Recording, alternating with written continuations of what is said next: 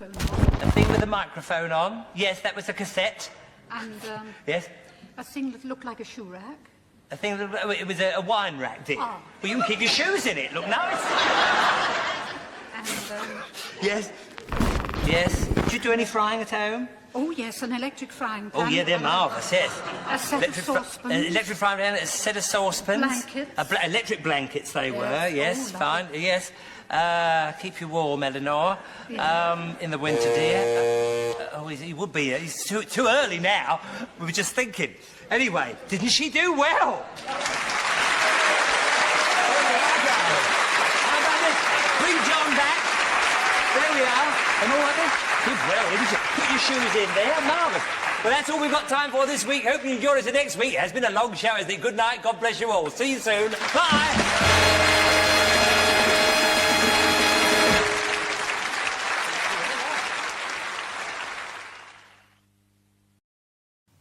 Now on BBC One, it's time for another adventure in space and time with John Pertwee and the Police Box.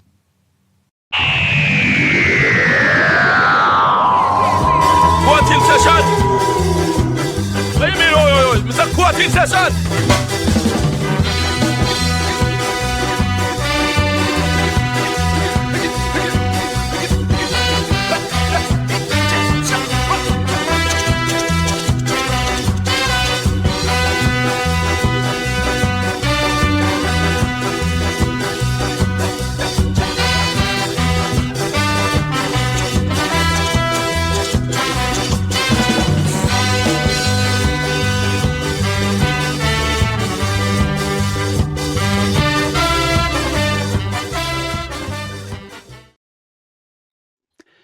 Ladies and gentlemen, boys and girls, welcome to the corner of Doctor Who fandom that suspects the subject of tonight's show isn't the first time Richard Franklin set off in hot pursuit of a large cylindrical weapon nicknamed Thunderbolt. It's the Police Box Live. Tonight, our relentless pursuit of justice brings us to our second trial of Series 8 of Doctor Who, with the Mind of Evil going before the court. In the Mind of Evil, the Doctor and Joe investigate ongoing attempts to rehabilitate hardened criminals in Stanmore Prison with the use of a Keller machine designed to remove negative impulses from the brain. Having fallen under the control of the Master, the Keller machine is then used to undermine and hinder high-ranking officials and our heroes, burrowing deep into their psyches, exposing them to nightmarish visions that leave them weak, debilitated and reduced to sobbing wrecks. Talking of which, I'm joined as ever tonight by two men whose rigorous research for tonight's episode last night left them utterly convinced that they too had fallen under the spell of the Keller machine, only to realise that they'd accidentally switched on Type 40 Podcast's live stream with Ian Levine by mistake. It's Cameron Phillips and David Cummings. Well, that was a tame one. Yeah. I know, Bill, I can't call you sexual deviants every fortnight. Sometimes you just have to give you a night off. Almost like I've become used to it. See, I've started listening for the adjectives that I think are going to get used against us in a minute. Yeah. I've always like kind of going, yeah, right. I thought, were you a bit worried when he was concentrating on prisons as well, Dave? Yeah. Yeah. I thought it was going to be, I thought we were heading for a soap shower situation. Yeah. I was thinking I was going to be sucking out evil in a prison. There was going to be something about that. That's what I was going to go for. Yeah. So you try and write it as he's talking. Yeah, there we go. Welcome along, everyone. It's the Police Box Live, and we've reached the second of our 5 trials of Series 8 tonight as we continue our mission to construct the one true Doctor Who canon. It's a gargantuan job, and one we can't do without a little help from our friends. So let's find out who's going to be stepping into the courtroom tonight to help us dispense justice. Joining us tonight is a man from one of Doctor Who's former heartlands, the South Yorkshire city of Sheffield. Now, if he's looking a little bit flustered, it's because he's running slightly late tonight. Having stopped off for a takeaway on the way home, he ended up getting into an argument with a big fella called Tim about whether a salad has any place in a kebab. He's escaped with his life and a full set of teeth to join us this evening, making his Police Box debut, on this side of the screen at least. He's the one and only Mr. Gareth Bowley. Good evening. Good evening, Gareth. How are you? Not too bad. It's a lovely evening, isn't it, today? Not too hot, not too cold, just right. Do you know what? At various points tonight, if me, Cam and Dave just tune out, it's because of your voice. I feel like you should be narrating Bagpuss. You know, it's so good. The man with the velvet. Thank you very much. My word. So we're looking deep in thought, and that will be for the first time. You know why? Yeah. So there we go. That's Gareth joining us tonight. We're also going to be joined tonight by a man who has more helmets than the AGM of the Joey Barton fan club, Kevin Greenan. And sadly, he's not been able to join us tonight, but he will be back in a future episode, headgear and all. Nice. Right then. Before we get started on tonight's trial, I think we should have a little look back before we move forward. So, series results so far. Terror of the Autons was our first trial of Series 8 a fortnight ago, and that's in the company of Jim Cameron and Andy Kent. It was found guilty of crimes against Doctor Who, much to the surprise of everyone in the room, by 57% to 43%. That means that Cameron leads the series 1-0 with 4 trials remaining. I'm liking the surprise in your voice here when you say, "Oh, what a shock, what an upset." Cameron got a Doctor Who story guilty. That's not you're putting words into my mouth. I was not expecting Terror of the Autons to be found guilty. Well, In favour of Terror of the Autons. Yeah. Sometimes it happens, you know. Yeah. Although we always say the default is that it's going to be not guilty. The default is always that people shock horror like Doctor Who. You know, we're just surprised that one gets swung in the bin. Bug gets pulled from under our feet. Yeah, not everything I say against you is a personal slight, Cam. I don't know. I just get sensitive to these things. Touch paranoid, are you? Yeah, touch. Impartial judge. Doctor Who fans are quite contrary, so they would have seen. I'm not voting with the group. I'm going to vote against them and say guilty because they're like that. But do you think it was like one of those things where people vote for the lunatic as a kind of like protest, and then suddenly they win? It's just like, oh no. We've got to do shit now. Yeah, the intrusive voices won. That's what happened. Yeah. Well, let's get started and find out if those intrusive voices are going to sway the decision again tonight, shall we? Go on then. Carry on. That's the format. That is the format. So it's time then to go back to 1971, the rock and roll years. Will our very own meeting of nations result in peace in our time, or will the whole affair just drag on? Let's find out as we put the mind of evil on trial.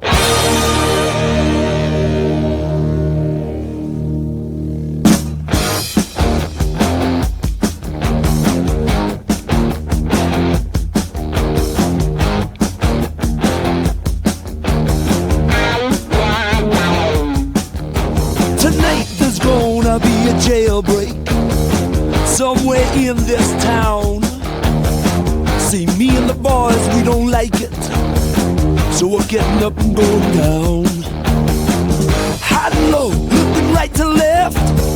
If you see us coming, I think it's best you move away. Do you hear what I say from under my breath? Tonight there's gonna be a jailbreak somewhere in the town. Tonight there's gonna be a jailbreak, so don't you be around. Tonight there's gonna be trouble. I'm gonna find myself in. Tonight there's gonna be trouble, so don't be scared.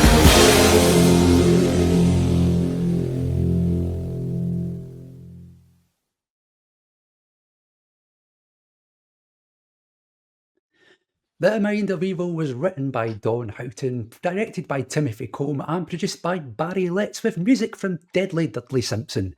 It starred John Pertwee as the Doctor, Katie Manning as Jo, Nicholas Courtney as Brigadier Lethbridge Stewart, Richard Franklin as Captain Mike Yates, John Levine as Sergeant Benton, and Roger Delgado as the Master, with Fernanda Marlowe as Corporal Bell, Patrick Godfrey as Major Cosworth, Simon Lack as Kettering, Pixen Lim as Chin Lee, Christopher Coombe as Fu Peng, Tommy Duggan as Senator Alcott, Raymond Westwell as the Prison Governor, Michael Sheard as Dr. Roland Summers, Roy Purcell as Officer Powers, Eric Mason as Officer Green, Clive Scott as Arthur Linwood, Neil McCarthy as George Patrick Barnum, and William Marlowe as Mailer. It was broadcast between Saturday the 30th of January and Saturday the 6th of March 1971, and the viewing figures were 6.1 million for Part 1, 8.8 million for part 2, 7.5 million for part 3, 7.4 million for part 4, 7.6 million for part 5, and 7.3 million for part 6. Those are the stats and the numbers. Let's get down to business. It's time to call this court to session. This court is now in session.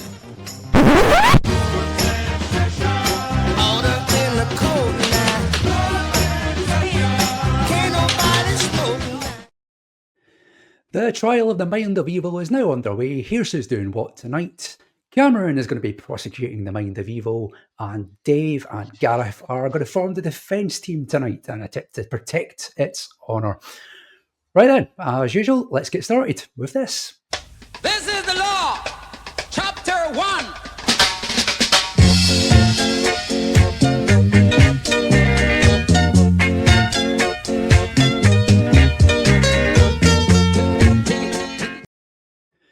Once again, we've thrown open the courtroom doors to you, the viewers, to give you your say on the Mind of Evil and whether you think it's guilty or not guilty of crimes against Doctor Who. So let's get right into it. First up tonight is our friend from over that way, over there, quite far away. It's Joe Llewellyn, who says, I've only watched this one once. Good Delgado. I really don't remember a lot. I need to rewatch it. I didn't hate it, so not guilty. That's quite limp, isn't it? Yeah. No. Yeah, good on you, Joe. But yeah, it's just, positive. It is positive. I'm not guilty by default. It's true. It's true again. You see, have we got another bit of evidence? It's like I remember queuing for this on VHS in 1993 or something like that. Possibly. I can't say for sure, Can. Shall we see what Kieran Evans has got to say about it? Let's have a look. Kieran Evans says, guilty of being a great story, now looking wonderful in restored colour, though part of me is nostalgic for the noisy VHS release. Oh, God love him. And we didn't script that beforehand. That was genuinely ordered. They were in. Cameron did not know. Did not know that was coming. But there we go. It's worth it for the restored coloured version, especially on the Blu-ray. Precisely. So there we go. That is Kieran's thoughts on the matter. Next up tonight is Beeble Pete, who says, the Pertwee spectre of every ill wind that ever had great power over us. There's some deep thought in Series 8 about what the Master is that still remains unencrypted. Yeah, I mean, I hope you forgive me saying this, people, Pete, that sounds a little bit tinfoil hats. Something is still to be encrypted. Deep secrets. It's a bit 5G, isn't it? Right. Okay. That's Beeble Pete's thoughts. Let's go to the next one then. Daniel Ronsley has been in touch to say this. It's obviously pure coincidence, but seeing the Master's greatest fear, a towering god like John Pertwee laughing at him, essentially coming true decades later in Last of the Time Lords, a towering god like David Tennant forgiving him, is one of the hilariously late in the game bit of payoff. Daniel goes on to say, then again, he should have known, since this is the Doctor we're talking about. You know, the guy who says he's been having friendly chats with Mousy's song. Oh dear. The Beatles even sang about it 2 years earlier, and if you're going to go carrying pictures of Chairman Mao, you ain't going to make it with anyone anyhow. But then I suppose every man, woman and Time Lord has got their insecurities. We all want to change the world. They're not guilty. That was a really roundabout way of saying that, wasn't it? Yeah. But so true. So true. A lot But also, we do a 2-hour podcast, which is a really, really long way of going around saying that. So, you know. Yeah, true. This is, It was nice to see him given time. Yeah. It was nice to see him given underrated young person's popular beat combo. The Beatles I mentioned, though. I thought they didn't get any recognition, so that's Never heard about them. Never heard of them. You wouldn't like them, Cameron. They're crap. I've never liked them. I never liked them. No. They sing that songs about they've got a little dog or something, don't they? If Doctor Who's to be believed. I read an unpopular opinion about the Beatles the other day, which is that the Beatles were only popular because they were the first band when girls were allowed to be horny. So that's why they were the first teenage famous band, because girls were allowed to like them and get excited. That's why they got famous. I hope you've got the science to back this up. No, I don't have to back anything up. Why would I? So is that infers that there's a band before the Beatles that were equally as good musically, but just not as easily. successful? Yeah. Because they couldn't have teenage lassies screaming at them. Yes. So they didn't get the outrage and the publicity. So who? I don't know would because that they weren't be? famous.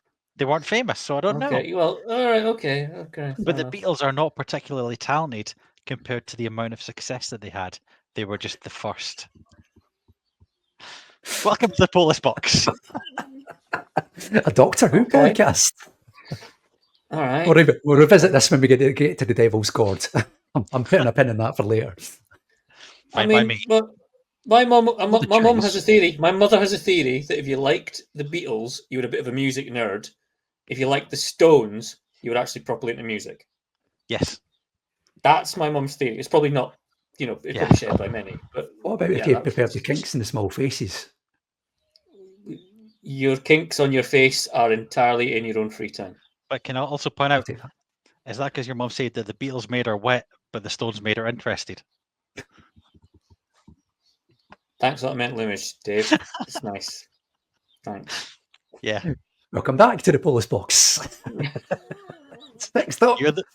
You're the one that brought your mother into the conversation. I was about to say I'll dig us out of this hole, but I think that's probably a poor choice of phrase considering what Dave's just been insinuating. Yeah, let's just. Shall we move on? Yes. Yeah, let's move on. Quickly. Okay, then. Next up, as a man who never stooped to such low ebbs from his comments, is Paul Quinn. He says, so the Doctor's a friend of Chairman Mao who let the Doctor call him by his pet name. Are we sure this is our Doctor and not some totalitarian living parallel version who escaped from the kinky sex fascists in Parallel Earth and Inferno? Mind you, getting cosy with communist China might not be a bad idea now that the orange wonder of Mar-a-Lago has decided to economically fuck the world in all of its orifices. Like a little tangerine-coloured pitting tearing through ear holes, eye holes and arseholes. But as a close personal friend of the chairman, the Doctor can get cheap stuff from Timu. All cynicism, liverishness and Trump and red baiting aside, this is a great story, certainly the best of the season, a bookend to season 7, and one of the last truly great unit stories before it all gets too cosy and the Brigadier becomes a comic foil. Wow. Yep. I'm not 100% sure about Unit becoming comic foil straight after this, but never mind. Well, I'm sure we'll see in the next 3 episodes of the Police Box. I don't know about you, but Well, I really want to see an orange pating episode now. Absolutely. Can you imagine that? If you can't, I think most of them just get are a quality street wrapper and just put it over, and then most of the orange. Yeah, most of them are orange patings are spending about the next 2 weeks marching around Glasgow. They're not. Yes. Regional jokes. Sectarian humour only on the Police Box. And Type 40, let's be fair. Oh. Well, if you enjoyed those comments, Paul Quinn's going to be with us for the next episode, along with Joe Ford. So that's Fantastic. going to be a ride. Buckle up, everybody. Someone else is going to be joining us in the Police Box right at the end of this series is Lucy McCall, and she's got this to say about the Mind of Evil. It's an odd beast, but by the time I get to the end, I've almost forgotten the beginning. The Master's plot is bonkers, even by his standards. How does Fab does Delgado look in his sharp suit? The prison bits are a bit on the nasty side, but not guilty because there's a raid by Havoc and their brig is in disguise. He is in disguise, but there's got to be creases ironed in the outfit he's wearing. Like he's in disguise, but you know he's got shiny shoes on and it's properly creased. Just pips on his boiler suit as well. Gives that away.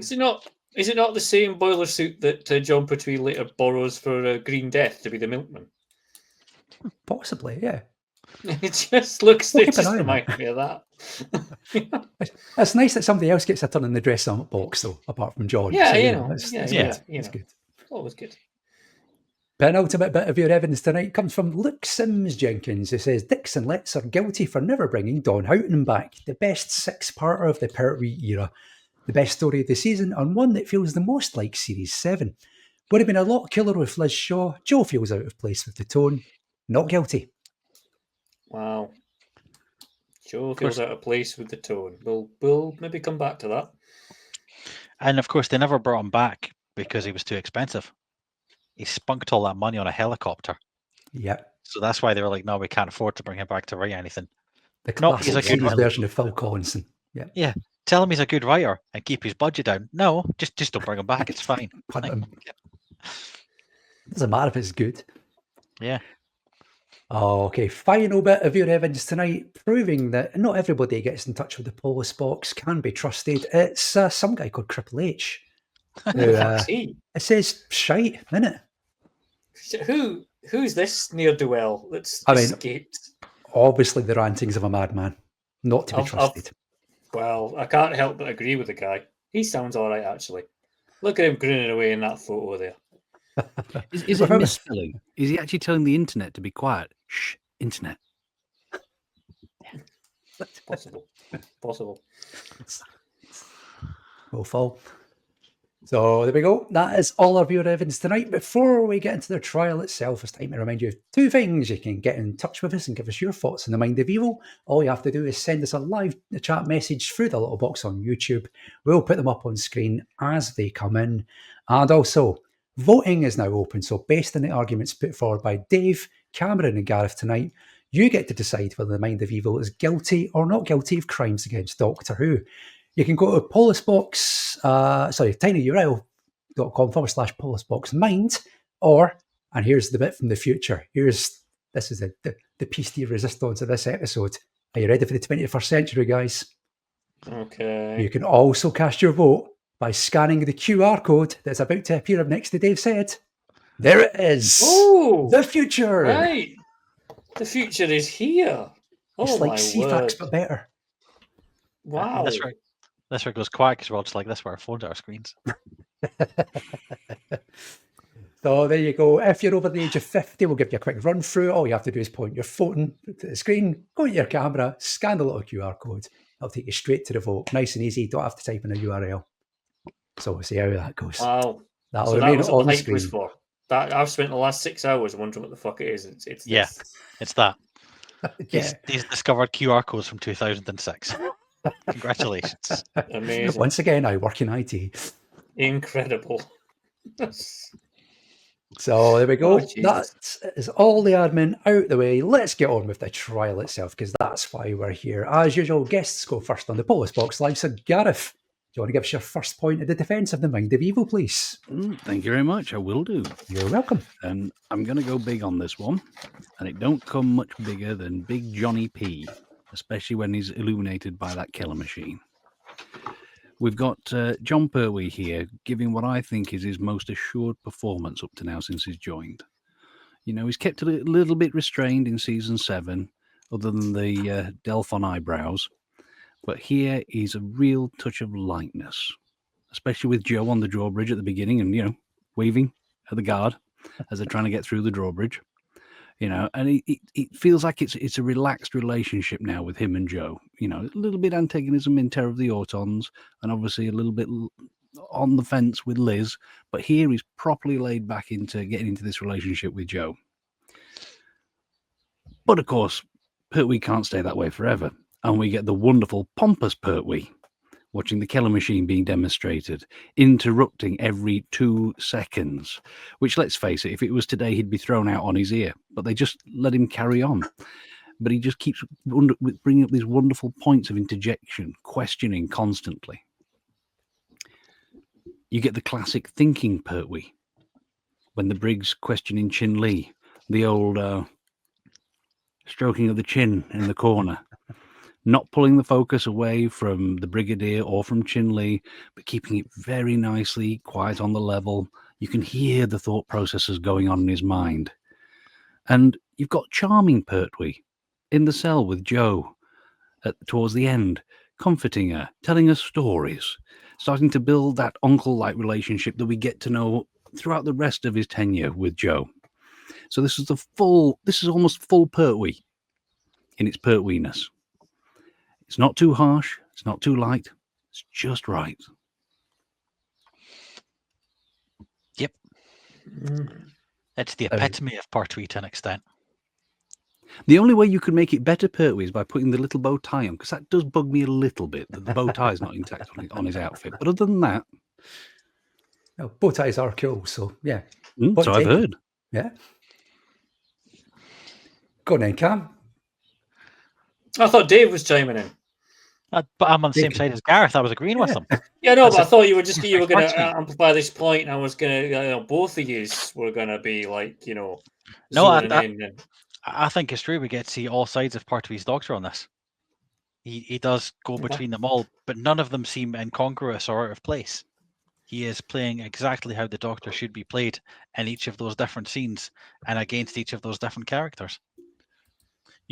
There's a bit I wrote in my notes that he seems to be really angry at people who are mean, standoffish with people he doesn't know, and a bit cheeky with those that he actually likes and cares about.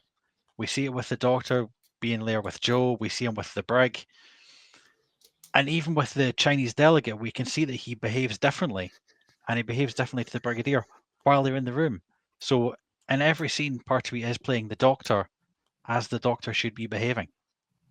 And it's never... Yeah, it always works. It's always believable.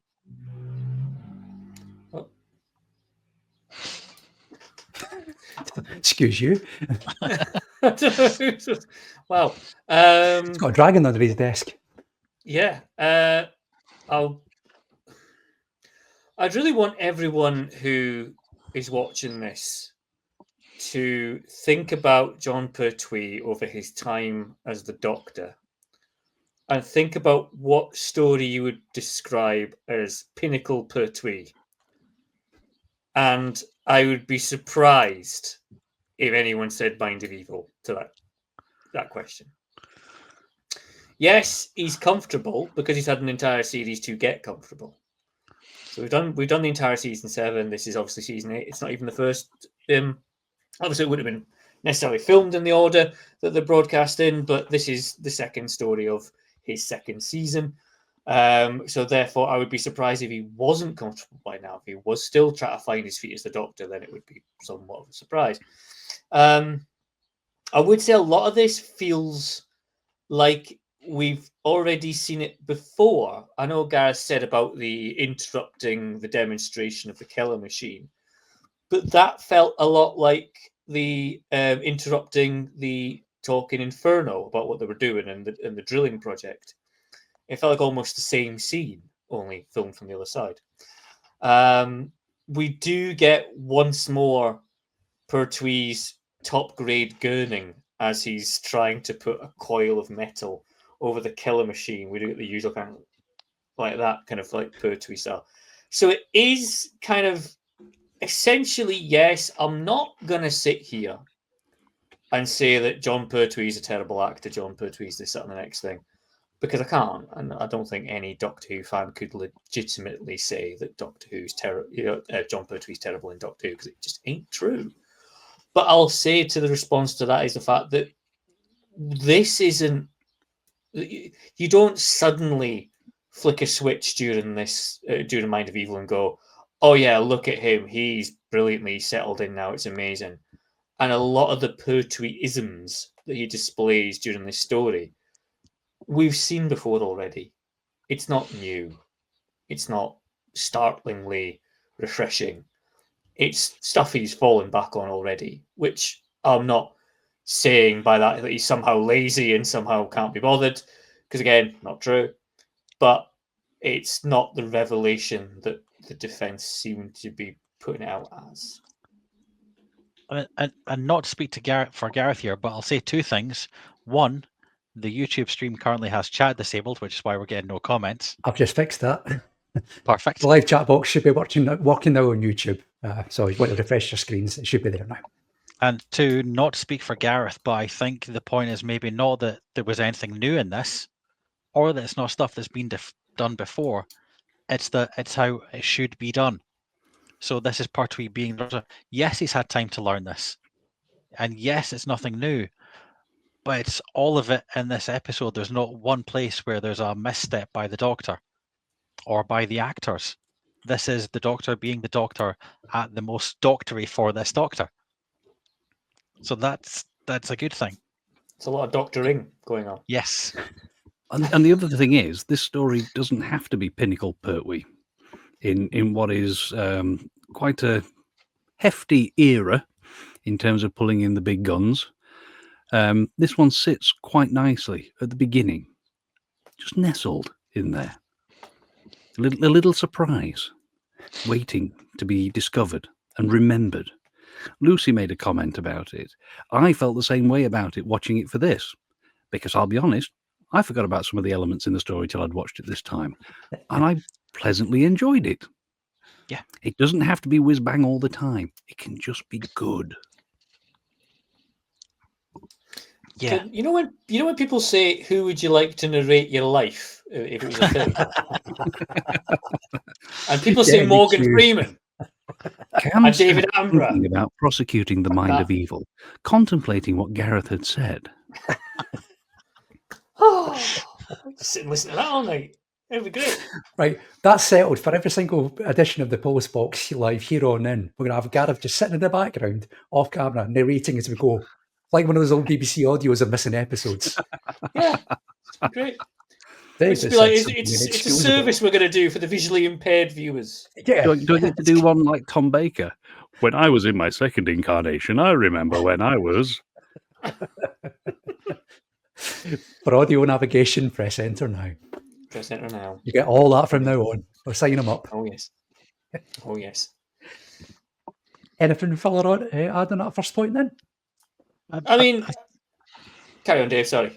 No, I was going to say that you said that this isn't necessarily, if you were picking the best of his stories, you wouldn't necessarily pick this one. But I think the whole point is that this isn't the peak of him, because he is not doing anything spectacular in any of the scenes. Like, you go for peak Tennant, it's probably him crying in the rain. Peak Eccleston is him shouting at somebody. Peak Capaldi is him doing really artsy nonsense or playing a stupid guitar solo on a tank. Whereas the stories you remember of doctors are the ones where they're not doing anything spectacular. They're just doing exactly what you want the doctor to do. And that's what he does in this story. At every point, he does exactly what you think, even the little things. Like, there's the scene where they escape and he goes, yes, surprising. We have, like, powers of recovery I've got, isn't it? And you think, yep, that's pure Doctor Who. And it's not spectacular. It's not huge. It's not going to be a clip show on the BAFTAs. It's not going to win them awards for anything, but it's just proper, solid Doctor Who. How far away are the defence tonight from using the word functional? I am fully functional. How dare you? just It's got a certificate. putting that out there. Because that's what it's sounding like to me. Is the fact that you kind of go, it's. But instead of doable, functional, Doctor Who. it's not spectacular. It's not Okay. functional. It's somewhere in between the two. It's You could Because perfectly the- functional. The reason I'm good kind of saying functional. this, yeah, the reason I'm saying and getting at that is the fact that I think I text Lee. I did just text the general Polish spokesman. I had no memory of this at all, to the point where I was pretty convinced I'd never seen it, and I had to go to my shelf of Doctor Who DVDs and check that I had it and I owned it, and I do. So I must have seen it at some point in life, but I just had absolutely zero memory of this. As soon as we said Mind of Evil a couple of weeks ago, I was like, oh, that's the one with... Hold on. And it completely escaped me. So it's so functional. Well, I'd say for me personally, so functional it is, and so satisfactorily Doctor Who, that it just ceases to have an imprint on any kind of memory. I mean, I watched it, and you may be right. It's fine enough, but it's nowhere near some of the other Pertwee stories that, we can probably. so from your point of view, it's not outstanding because it's so standard. Yeah, well, it's just that we seem to be coming to this conclusion, the two of us, that we're kind of meeting in the middle and saying, it's a standard Doctor Who. It's not guilty then. No, If it it's is standard guilty. Doctor Who, It fails. it's not guilty. It fails on many other counts as well. Some people out there would be crying for standard Doctor Who right now. And well, yeah, this is true. Some people would be Just a bit crying out the I Mind of think Evil. what you're suffering with, Cam, is a subliminal effect from the killer machine wiping your memory of watching the Mind of Evil. So actually, it's done a really good job. Yeah, well, possible. It's removed all that negativity temporarily. Oh, for another killer machine. Yes. But there we go. But no, I say I just had no memory of this at all whatsoever. I just had to kind of. It seemed completely new when I watched it. That's possibly not the story's fault, though, is it? Not just your ailing, addled No, but memory of the advancing years. I genuinely don't think I've ever seen this. I just have absolutely. I must have, but it had absolutely no imprint on my mind whatsoever.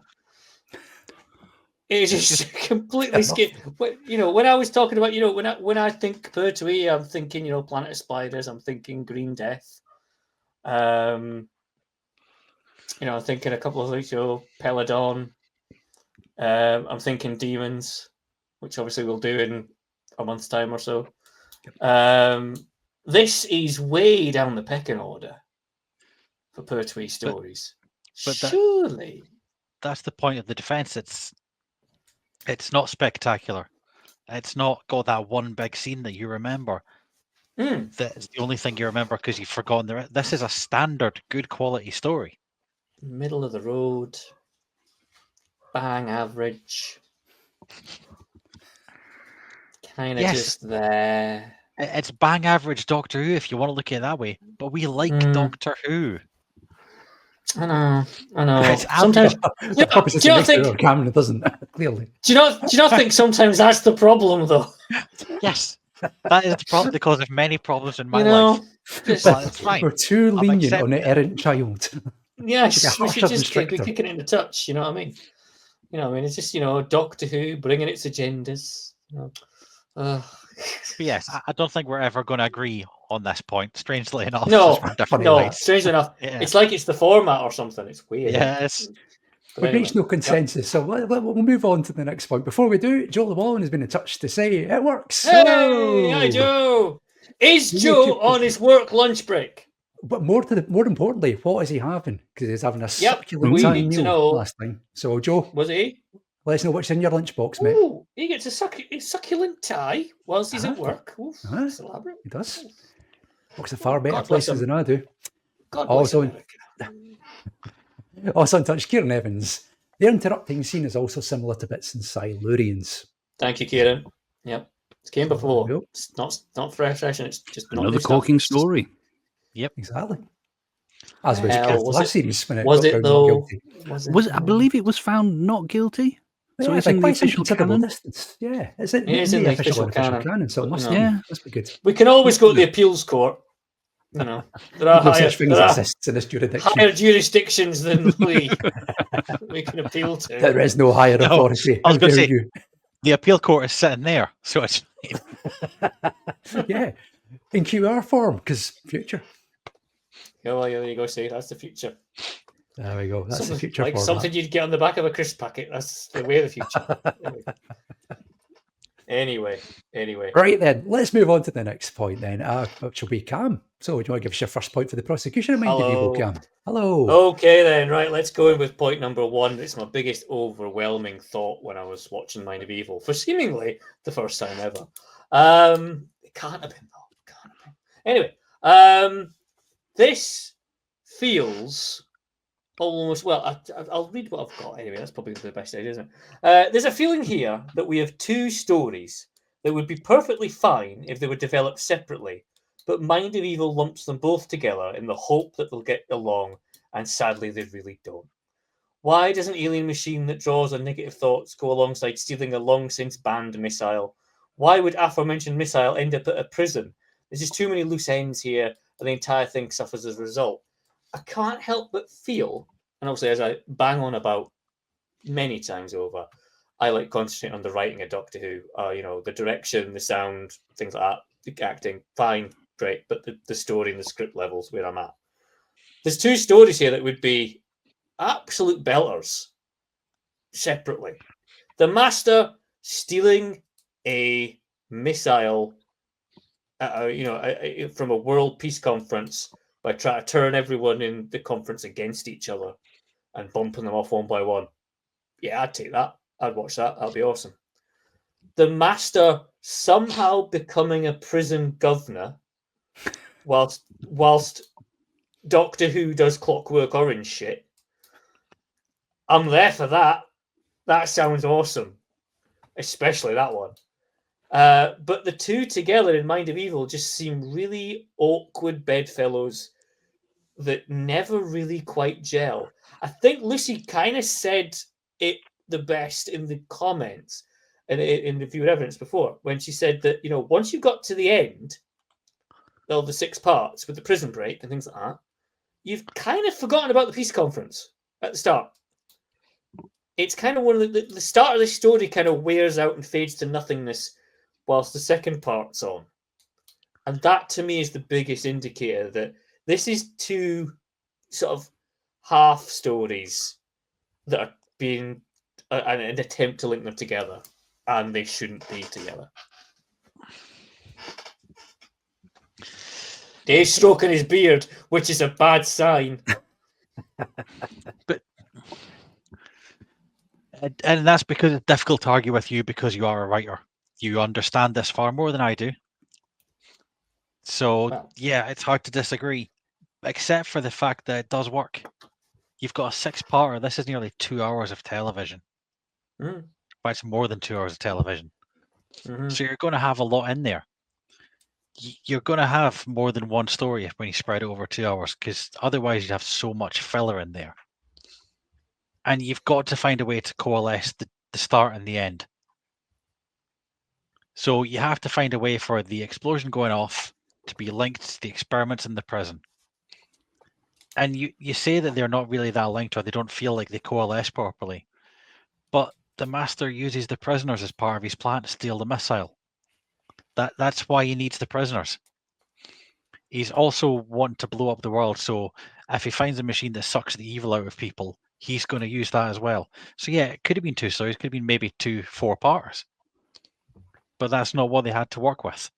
They had a 6-parter to fill, and this works to fill the 6-parter because it constantly moves along. You're right, you forget things have happened, and they go, oh yeah, there's a peace conference going on. Oh, I wonder how that's going to come in. You don't think, peace conference, don't care about that. Because from the very start, you've got the murders at the peace conference. And from the very start, you've got the prison and the doctor interfering. And from the very start, you've got this massive missile that he's not going to be a threat in the end. But it's how they all coalesce into the final acts. And that's what stories should be. If you start the story and everyone can look and go, oh yeah, so that's going to be used for that, that's going to be used for that, the end game will be this, that's the cliffhanger in the middle, job done. Then it's formulaic. And this is in no way formulaic because you don't know where it's going to go. But I'm always getting frustrated when there's something more interesting to be had, and when a story completely then bumps away and ignores that.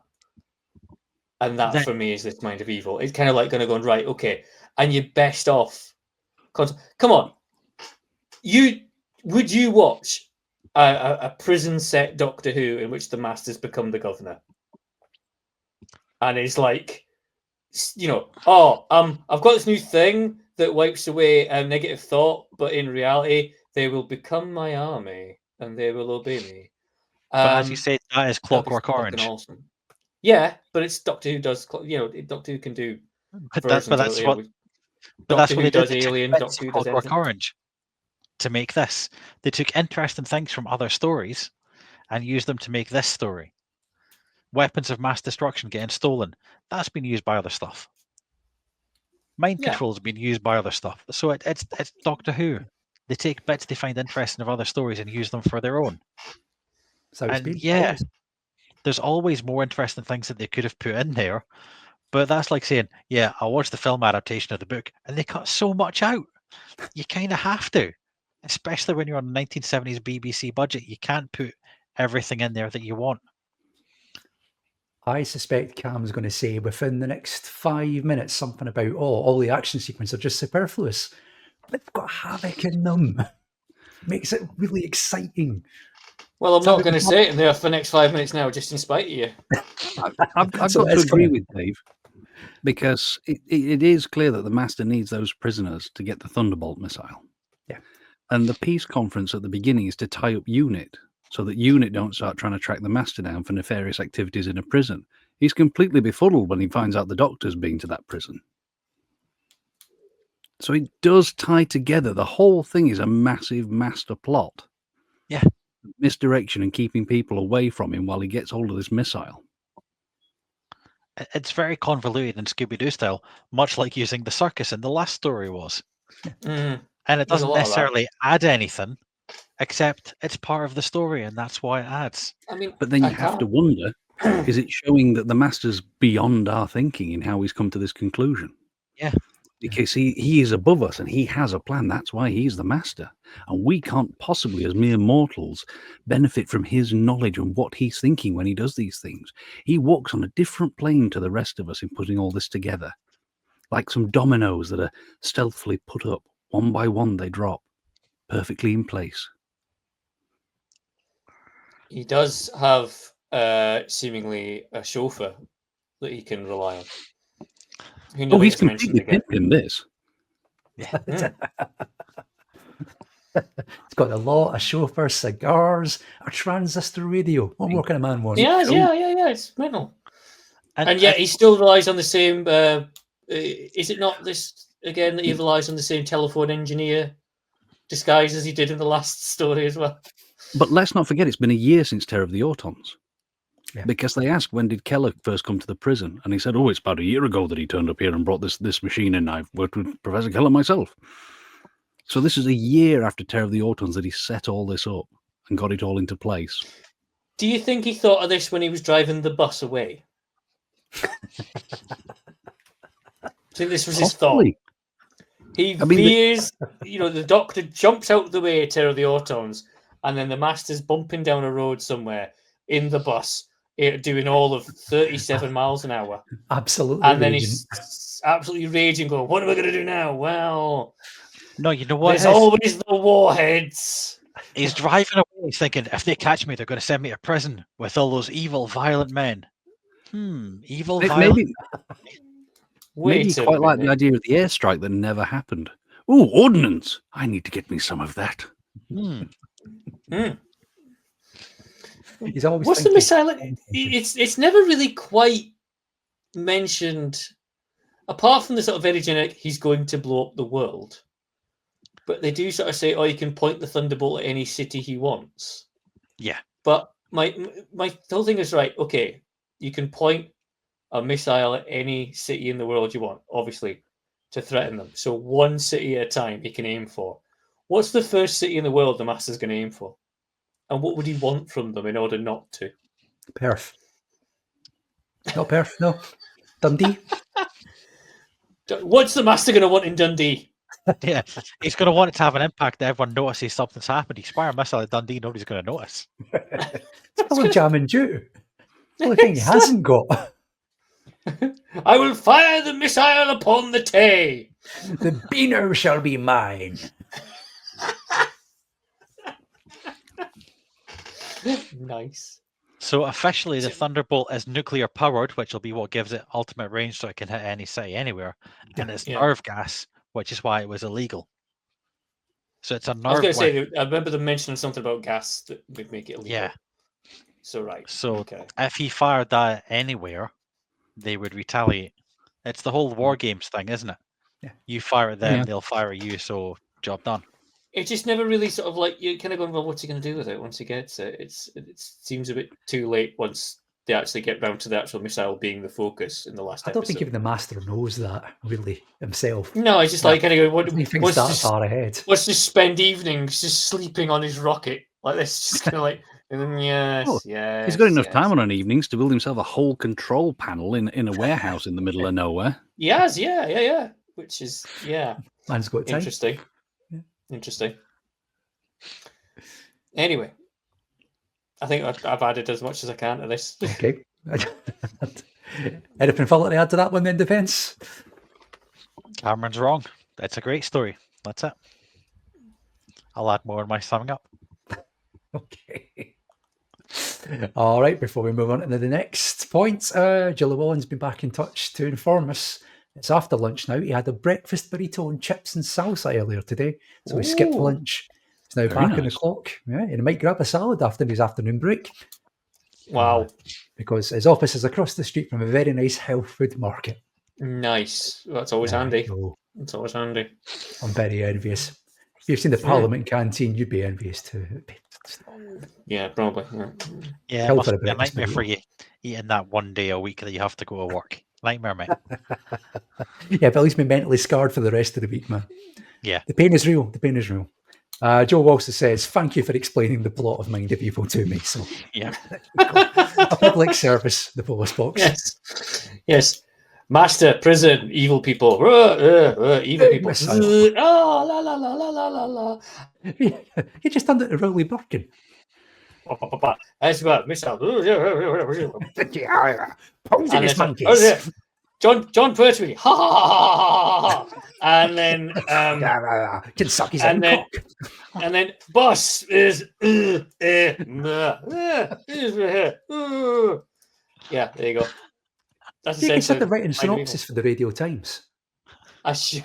Yeah, I think you should. I think it should be a market for that. I think you should be able to do like synopsis of movies, but just like sounds, just make noises. You know what I mean? That'd be great. You know.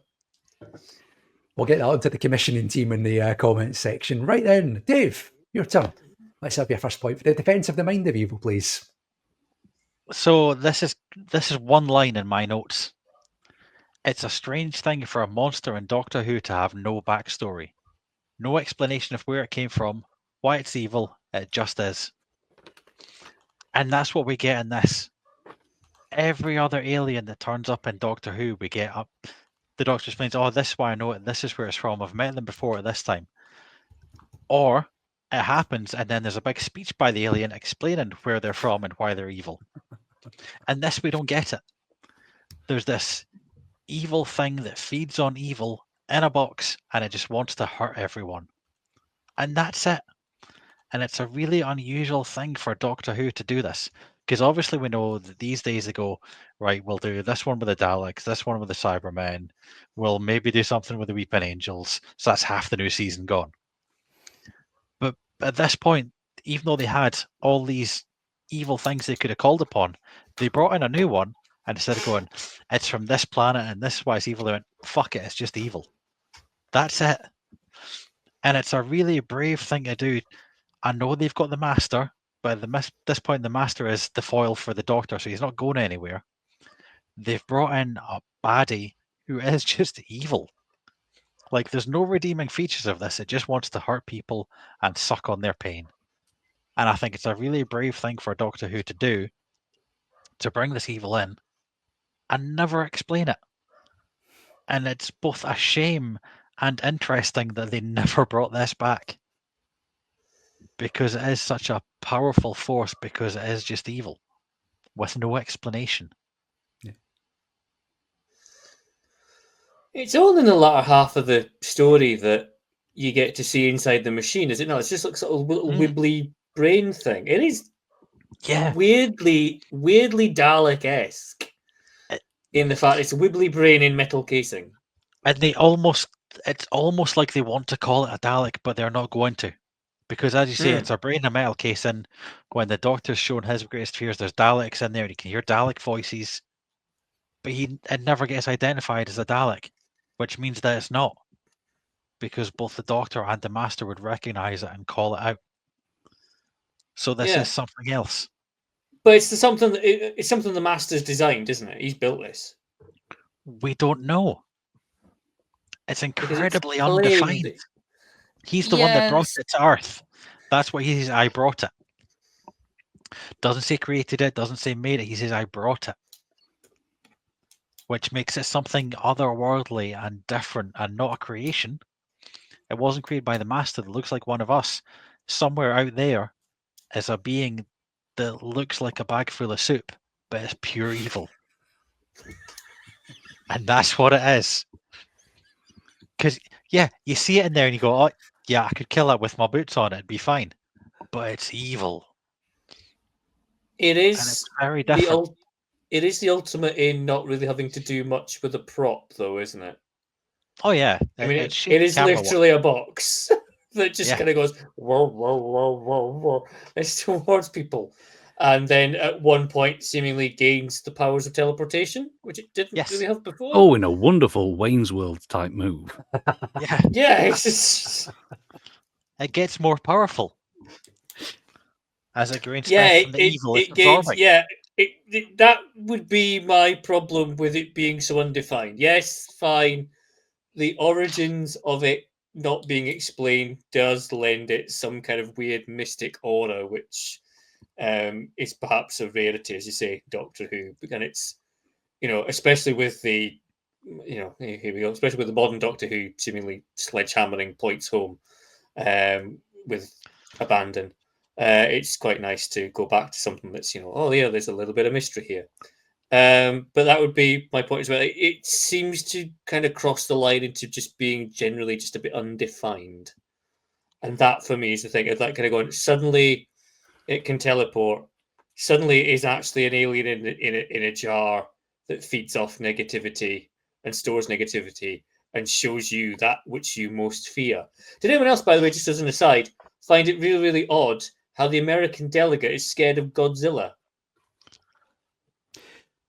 A touch, because you would expect the Japanese delegate yeah, to be terrified I was of like, Godzilla. The Japanese delegate would surely be a bit, a bit scared of the old kaiju. But Of course, at home, yeah. But if you Americans, but if you're the American delegate in the 70s, the early 70s, then you were probably in World War II, possibly on the Pacific Front, and you may well have seen the damage that the nuclear bombs did to Japan. So, since that Godzilla is the representation of Japan's fear of nuclear Armageddon, then you could see that an American station there would have picked up that fear and that representation. Yeah, Japan's fear, though, not necessarily an American chicken straws. I think, chicken straws. I think surely that should have just been a general just communism that he was scared of, and that would have been a little bit. Anyway, it was an aside. Especially with the Chinese delegates. Yeah, well, exactly. As the story rolled on, and the Keller machine slowly gains powers hitherto unseen, it does feel a bit like they're just kind of like firing anything against a wall and hoping that it suits for the occasion, which is similar to a point I'll get to it a little bit later. But it is, it does for me cross the line into just being a little bit undefined.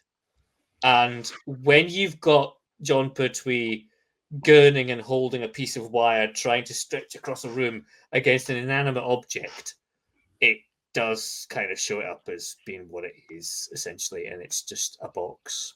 And that's about it. But so many weapons are boxes. Yeah. The TARDIS is just a so box. many of the most dangerous things are what's inside the box. We've all seen Seven. And if we're talking about undefined monsters, what about Listen and Midnight? Yeah. Some of the favourites of New Who. Arguably the most undefined, even compared to the Master's throbbing one-eyed monster in a box.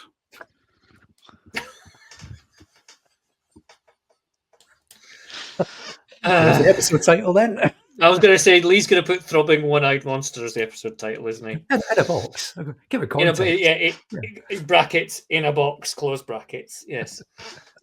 I think Gareth's right, though. I mean, the undefinedness of it all is what makes it scary, especially it's like an inanimate object as well. But isn't Doctor Who about the undefined?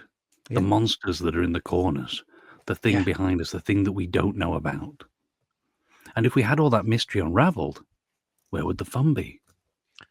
I mean, if you look at the most popular monsters from New Who, the newly created monsters, it's the Weeping Angels. What if things move when you're not looking at them? It's the fear of what's behind you, the things that you can't see. Arguably, the Weeping Angels are less animated than the Mind of Evil box. Yeah. Because at least the Mind of Evil box moves off somewhere. Oh, God, can you imagine if the Weeping Angels had that? Can you even imagine if the Weeping Angels just had the wibbling? Christ. The Wibbling Angels. The Wibbling. Something slightly less terrifying now. That was the first take, and then we decided against it. Just all be like Mr. Blobby. Now you're getting in terrifying territory.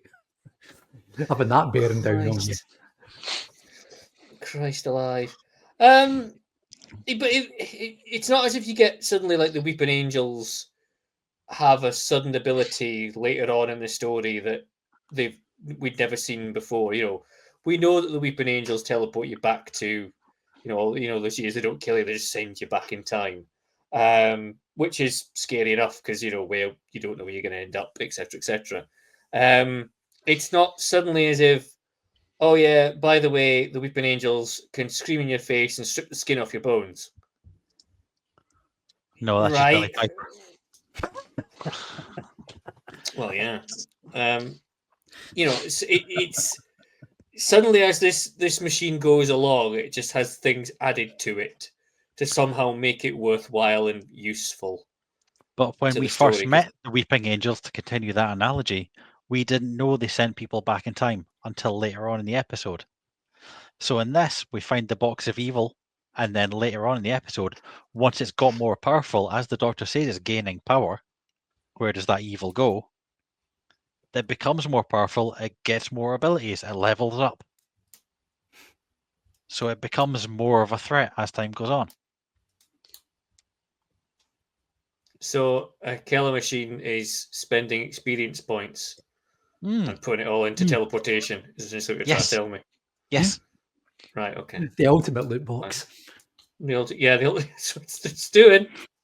Just sitting there playing an RPG in its own little mind. Bless it. God love it. God love it. Okay. Yeah, anything Phil to add on that point? Sorry, Cam, you were.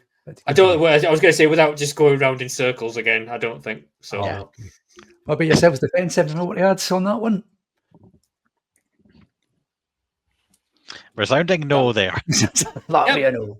Okay, that's fair enough. We've exhausted that point. Okay then, right. Before we go for our half-time break, just one more comment has come in. It's from Daniel Ronsley, who says, "Can Cam act out every story with just sounds from now on?" Oh, yes. Yeah, let's do that. I vote yes. Let's do that. Okay. I think we could get Cam to act out a story with just sounds, and then we have to guess which story it is. Excellent. It's a Christmas special that writes itself, essentially, isn't it? I can just hear him now at the Sea Devils. Yeah. Throwing a synth down the stairs. There you go. I think which Sea Devils would be. Sea Devils, then you'd have kind of like that, Keep your powder dry because I'm going to make this a regular feature now every week. Okay, fair enough. Randomly selected Doctor Who story. We have to guess what it is. It has to be what I've seen, obviously. That'll be helpful. I can't wait till I get Sphere Horn. It's just him screaming "fuck no" in a microphone. Just going. No, just be me. Just going. Fuck Chloe Webb. Fucker. That's fear for me. Words are sounds, so it's valid. It's valid. That's it. That's good. There you go. So there we go. Something to look forward to in future episodes of the Polis Box. Cam making a tit of himself by sound alone. Pretty much, yeah. It's like the rest of it. Is this where we started this in time for bloody Hooverville, and folk could just walk up to me and just go, enlightenment, and I'm just there going, it's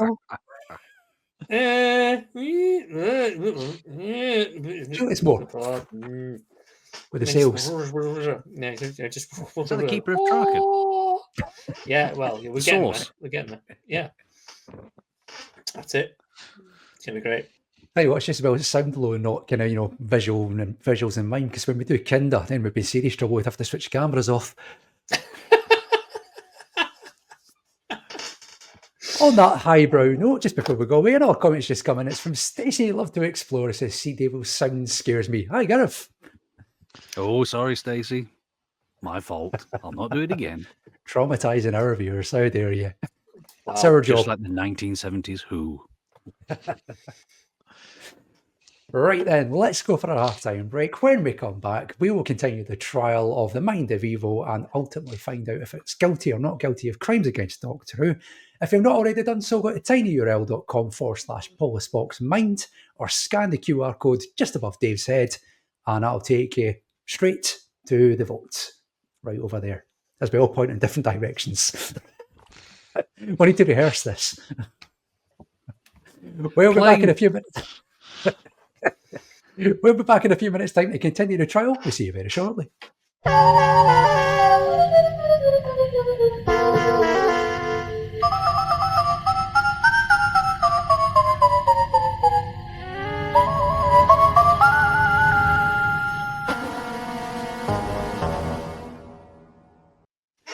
And we're back for the second half of the trial, The Mind of Evil, on the Polis Box Live. Right, a couple of little bits of business before we carry on the rest of the trial. Had a lot of look at the votes. It's one-sided-ish at the moment. We've had quite a few votes, but it is leaning quite heavily in one direction at the moment. I'm not going to say which, but more on that later. A couple of comments. One direction leaned heavily, fell off a balcony and died. Wow. I saw it. I just couldn't ignore it. Yeah, open goal, wasn't it, Dave? Yeah, really. Yeah. Yeah. Okay. Wow. Welcome back. Few comments. Let's move on from that very, very quickly. Stacey, love to explore. Says voted. Thanks very much, Stacey. Cracking. All votes counts. Also been in touch. Fraser Gregory says, I'm glad the Silurians has been done already. No one wants to spend Christmas watching Cam fart into a kazoo. I've just spent the last 5 minutes giggling at that. We've all been there. It's a Christmas one to forget. What I do on my Christmas Eves is entirely up to me. If you do bump into Cam at Hooverville, feel free to suggest that. I'll bring a kazoo. I'll be ready. Oh no, Christ. We'll get them nice and gassy beforehand. There we go. Kieran Evans has also been in touch today. I forget how good some of Dudley's synth music is. Quite right. Okay, right. If you have not already done so, if you want to vote in tonight's poll, if Well in Mind of Evil is guilty or not guilty of crimes against Doctor Who, go to tinyurl.com/polisboxmind. All the information at the bottom of the screen there, or scan the QR code next to Dave, and that'll take you straight to the votes.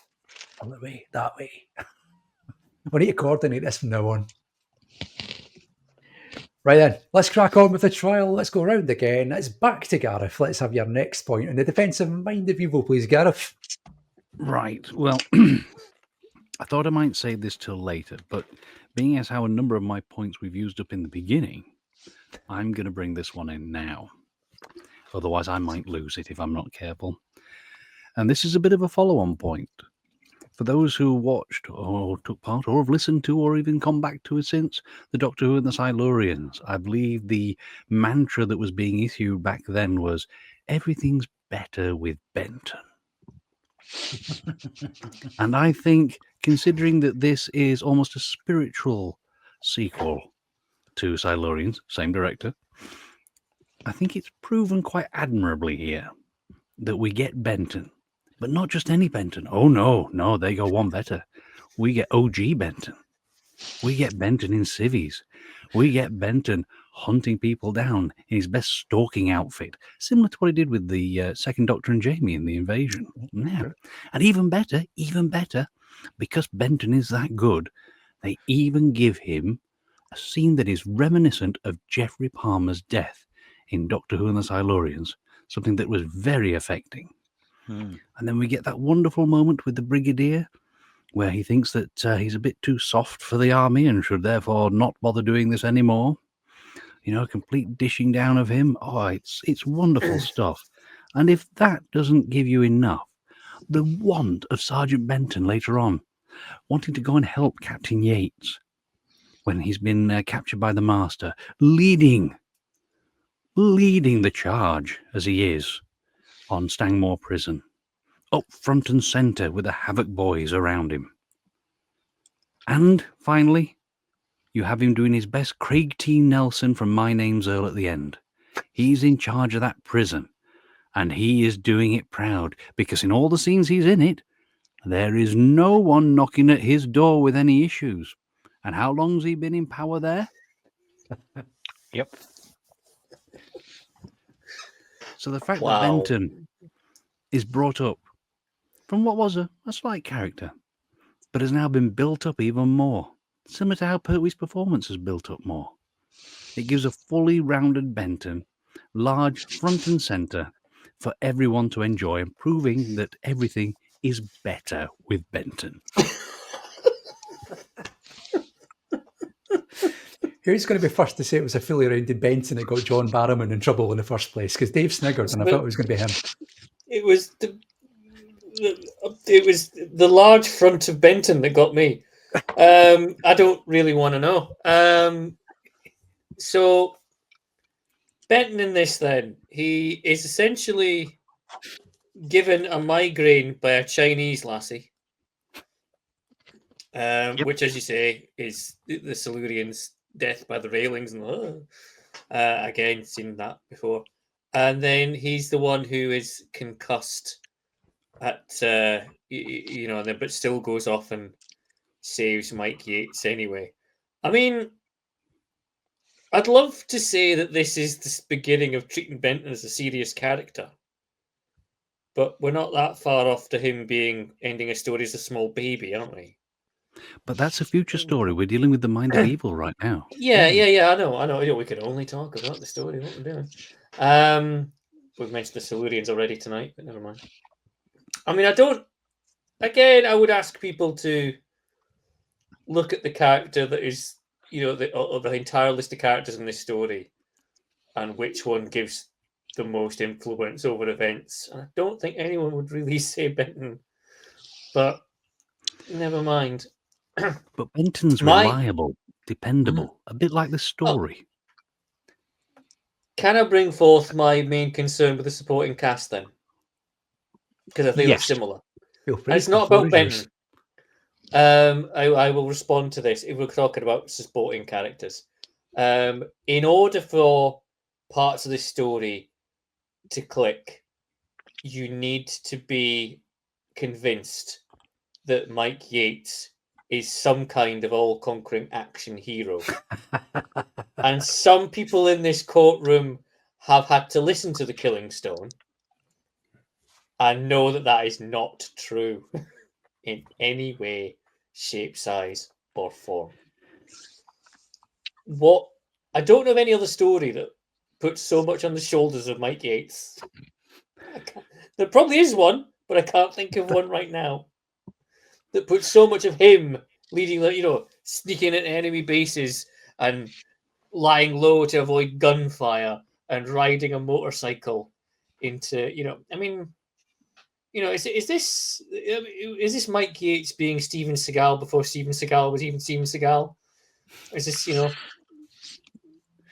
we must possibly, but in this story, I'm going to piggyback on this point with one of mine because I can. So in this story, all of the members of UNIT are distinct and different, and each have their own characters and their own roles. Yeah. There's nobody here that's just a cow identikit squaddy that'll do. Because you've got Mike Yates, action hero, trying to be the action man of the story. You've got the brig trying to keep everyone under control and under his command. You've got Sergeant Benton running around trying to help out and be Jack the Lad. And you've got Major Cosworth, who I could not fucking work out what he was doing in the story whatsoever. No, he just kind of appears. I see him in any other stories. No, I don't think so. I think it's the one better than the Blink. I don't remember this guy. There's a weird kind of interplay between. Yeah, there's a weird interplay between him and the brig. It's him sort of repeating what the brig says or coming up with ideas before the brig says them, which is a bit like Dad's Army-esque with And then I thought, are you sure that's wise, sir? This is kind of weird. And then he's obviously never. I was like, I do not remember him from any other story. He's not in any other story. Okay, that answers that question then. I was a bit like, what is going on with Cosworth? Yes, but he is a completely different character who behaves completely differently to everyone else in UNIT. But as you just said, he's a character that you've seen in Dad's Army and other office-based, military-based things. There is that character there. So they've gone from UNIT being this monolithic, characterless military unit to having military leaders, the young up-and-coming military leaders, the cheeky white boy Sergeant Benton, and these random other characters that you recognise from things. And yeah, he's never in it again, but his character makes sense in this. So that's why I think that they all work. He only gets about 2 scenes, though. And he steals both of them in a really weird way. It's just really weird how it's just like... Yes.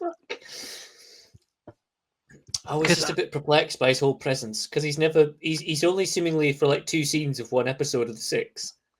And he's never referenced again. Yeah, I rewatched and it it's today never for referenced the in time, and I looked it up. He's never in it again. No. He's just this random character, comes in, steals a few scenes, and goes, "That's fine." And that's the thing, it works. It's believable. And as much as you said this is like a story you can't remember, from now on, when somebody mentions this, you just go, Major Cosworth, you go, that's my takeaway. That's going to be my main takeaway. It's going to be, it's Yeah. Major Cosworth in it. Amazing. Such a strong character. Brilliant. Strong moustache. Memorable, Gareth. Memorable. Yeah, absolutely memorable. He's the fourth member of unit that we learn their name, and he's only in this for 2 scenes. Aye, the black sheep of the unit family. What's he done? Before Richard Franklin in the mattress, yeah. Yeah. Well, yeah. But there you go. But no, that was my main takeaway with this. But I mean, yeah, I say that would be my point about Cosworth is only in it for 2 scenes anyway. Yes. So it's just, and he's weirdly out of place. But feels like he's always been there. It could have just been easily for him to just come over and he is responsible as well for some really weird exposition. Yes. Do you not think? Because he's the one that kind of goes, oh yeah, by the way, there's a tunnel underneath the prison that we could just get into. And could have done all this time. It's just like, right, okay. A memorable character that moves the plot along. What's your point? What's the problem here? Moves the plot along by just producing a point out of his arse. It's just like... Oh, it was on the map. Yeah.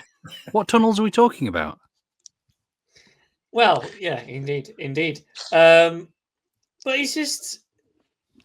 Yeah, it's just such a weird thing. Just to, like... to put a little bit there.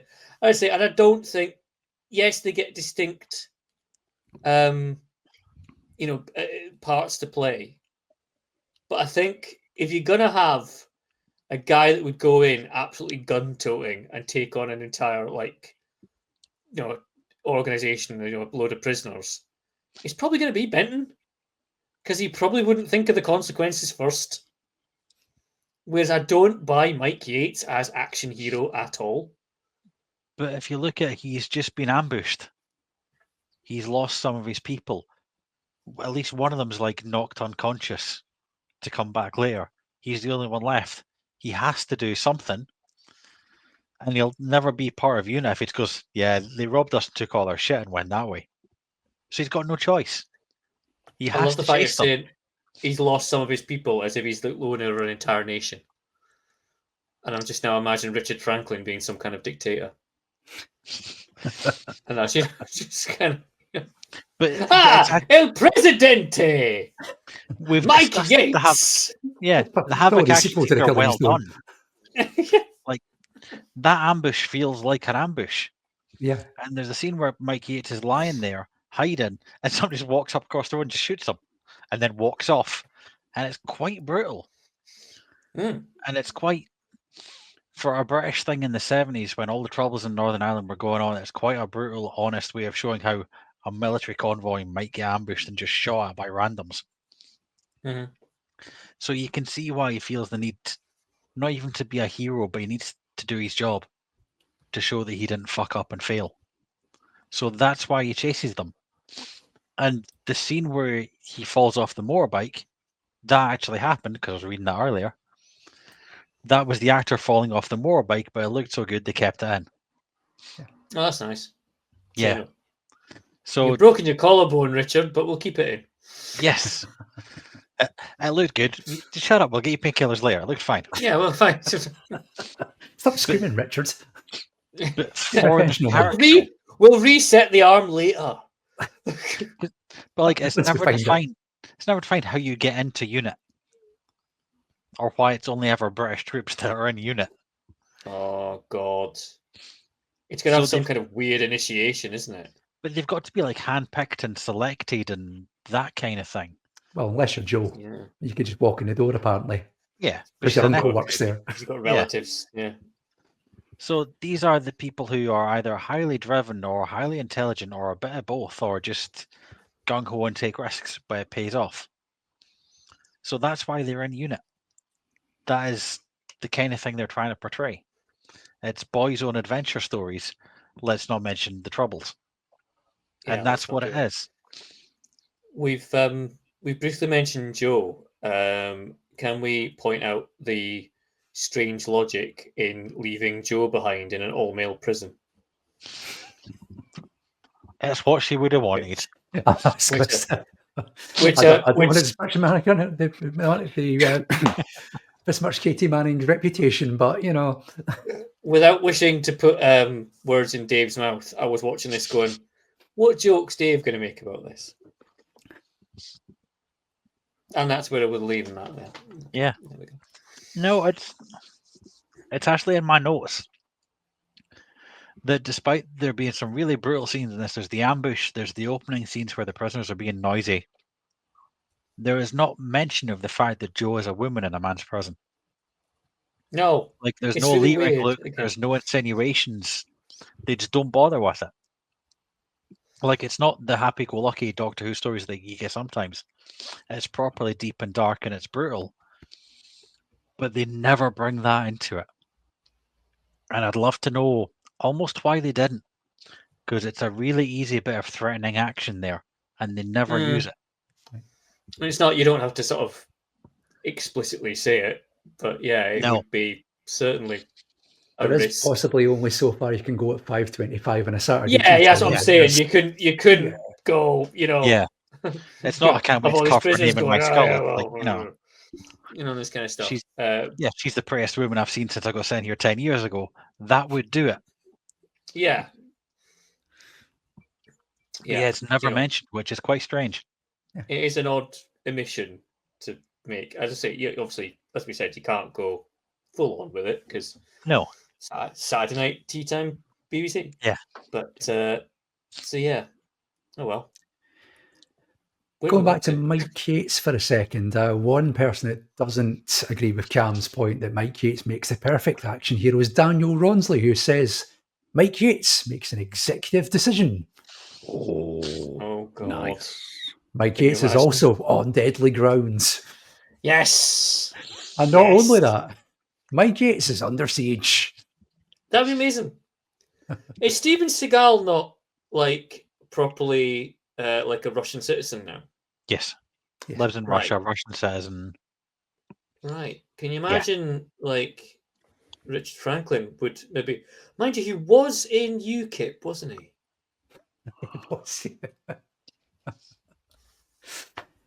Yeah.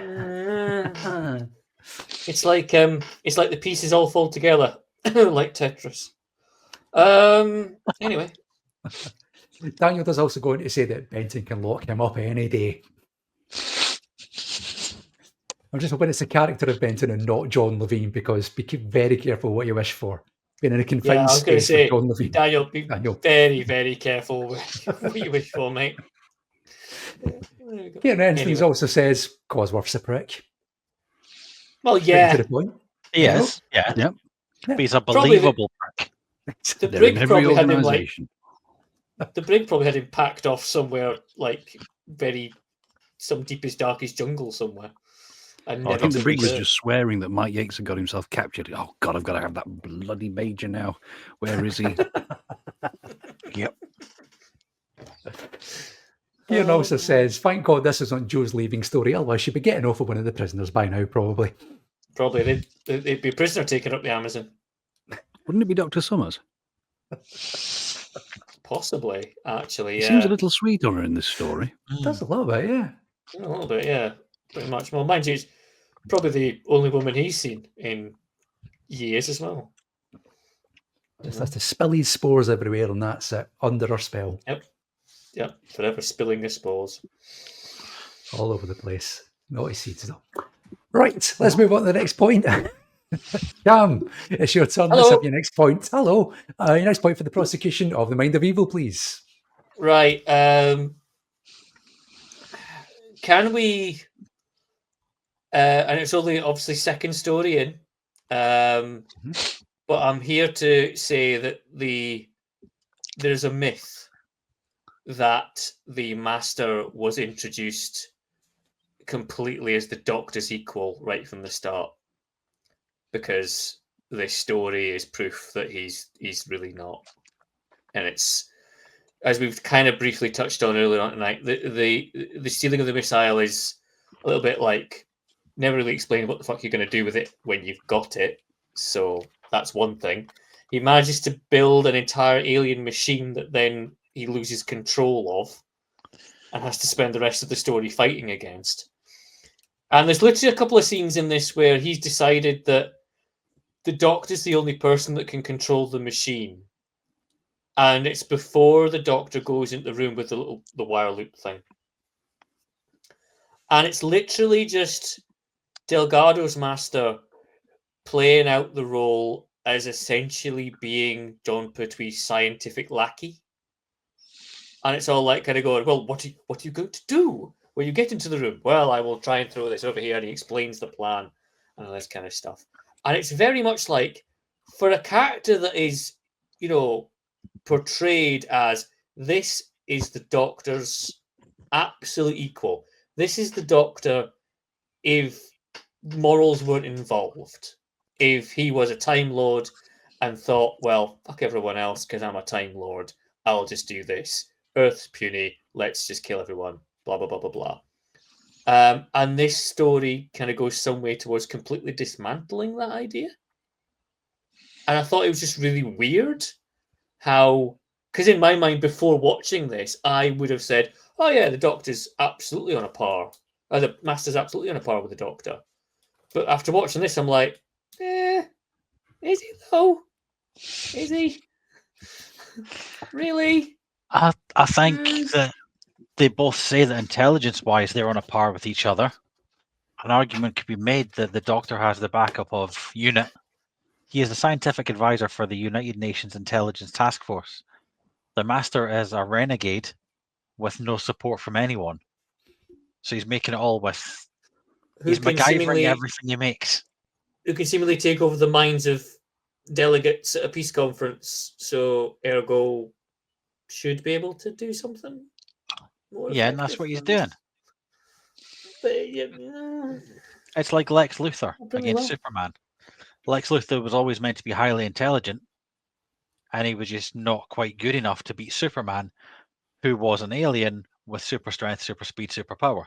The Doctor is the intelligent match of the Master, but he has the backup of UNIT, which is what makes the difference. But it's not as if Lex Luthor comes from Krypton as well. No. It's not like that they are running in parallel to the degree they're from the same place, from the same school. As the story kind of winds on, as those years go on, we learn that the Master and the Doctor were good friends and, like, childhood pals. Yep. Who then just veer off in their own direction. It's years before we get the whole, we both stared into the abyss and I ran away, but the Master carried on looking. And that's the kind of snapping point where the whole thing, they go in their separate ways. There's none of that yet. No. So we still have to rely on the fact that, right, this is essentially just the yin and the yang. This is the evil Doctor. Yeah, essentially that's what the template for the Master is. It's Doctor but evil. The Doctor without restrictions on him. Yeah. Yeah, without restrictions, with no morals, with no, let's just save people and be nice to people and, none of that. And this is it. And from this point, looking back, you're always convinced that Delgado was an absolute genius mastermind. But the last story, when Autons, it's like he has to have it revealed to him at the end that there's a fatal flaw. Oh, by the way, the Autons won't know that they'll kill you as well. Oh, yeah, so they will. And now we discussed that 2 weeks ago. And this time round, it's that scene where suddenly he's like skipping alongside the Doctor and kind of like, he is essentially the beaker to the Doctor's Bunsen. You know what I mean? It's like just sitting there. You might as well be going me, and it's just like that's it. And it's for me, that's like right. It's a complete downgrade of what the Master should be, and it's almost like the kind of like they're trying to make him think he's good, but he's not actually that good. Whereas later on, he gets good. You know what I mean? But isn't the point of the scene though? I mean, the chap in the bowler hat that's very bad at navigating turned around and said someone who's known to you. So there's an implication there that they've had some relationship of some description in the past. And the way that they work together, I have a slightly different reading on that scene because they look like two children. Literally like two children just enjoying doing a task together, as if it's something they've done before many times over. It's something that's second nature to them. I mentioned earlier that the Master is all about grandstanding beyond our knowledge, and that's exactly what he's doing. This entire thing is a playground to him that he's happy to lay waste to, the sand pit that he wants to kick the castle over in and make in his own image thereafter, which means he can have those moments where he's looking and watching the Doctor, working together on a problem. That's might have been the sort of thing they'd have done. I take your point that we don't know that their true backstory by this point, but it still could be something that they could be done. They're very comfortable with each other. There's a couple of scenes where they're literally opposite each other. There's the bit in the governor's office where they're just sat and the scene's positively purring between Pertwee and Delgado across that table from each other. There's that wonderful crossfade. I will throw that out now because I do like that crossfade when the Doctor's completely spent from the machine and it then crossfades to the Master in the governor's office. The faces are lined up spot on in that moment. But again, it shows that there is some relationship there between the two of them beyond being from the same species. I mean, we can pick up the kind of idea that they started off at the same place. They're both in Gallifrey because they both got a TARDIS machine. Albeit it seems that the Masters has always been somewhat more modern, hasn't it? Really, yeah. I think the Master would put the big bore exhaust on his TARDIS, whereas the Doctor probably wouldn't. They've still got the chameleon circuit working, so it can change, which makes it whatever he wants. Which story did they mention his degree in cosmic science was of a higher nature than yours? Ooh. That wasn't Terror of the Autons, was it? Yeah, it was. So it's implied there that they went to school together. Yeah. Sorry, I take back something what I said earlier. Yeah. So it's implied there that they've actually had a school relationship, which is why they seem like children, very happy in a school experiment, pulling wings off a fly or dissecting a frog together when they're building that. And he's quite canny, the Master, because actually he's treating the Doctor like a sheep going over a landmine. He's not going to get in that room where it's dangerous, but he's going to quite happily sit comfortably back and let the other chap do it for him. Let him grandstand and get into the trouble instead, yeah. It would be the ideal opportunity to have the two of them, even if you just had to write absolute waffle, it would be the ideal opportunity for them to have some kind of argument about how the best way to deal with this killer machine would be. And it would be, as I say, all you'd have to do is have, the Doctor kind of go, no, but surely it would be the idea of we would reverse the proton flow of the nuclear acceleration, and then the Master would go, no, that would never work. You remember when we did that? That would be terrible and awful. You'd have to have lots of feedback. It would just come out of the room. It would end up in two planes of existence at once. It would explode the entire thing. Why would we do it? Yeah, and they'd just have, a couple of minutes just them arguing that. At least that would show that the Master has some, like, a similar level of knowledge and experience and, capability as the Doctor. Whereas that seemed to me, I know I get what you're meaning about the children. I understand that. That I can see what you mean. But to me, it just seems like suddenly the Master doesn't have a fucking idea, and it's the Doctor that is going to save him. And it's smart in the fact, as you say, he's effectively just sending the Doctor into the room to do the dirty work. Because he's the only one that possibly can. But to me, it kind of vacates a kind of threat that the Master previously holds quite well. just kind of crumbles a little bit around the edges in that it. And I know it sounds stupid because I'm picking a scene which is like a minute long, something like no, maybe not even that. But it's like that to me was the moment I was like, that's the pinpoint moment. It's the moment where suddenly the master's going, but what do we do? And But if you'd have had the argument scene, you'd have been anticipating at some point there would have been a double cross from someone, whether it be the doctor, whether it be the master. But you're always thinking that the master's going to do it anyway. But the fact that you don't get that scene means it's more likely the master's going to do it, not necessarily that he's going to do it. So that means the stakes are raised even more from a viewer's point of view.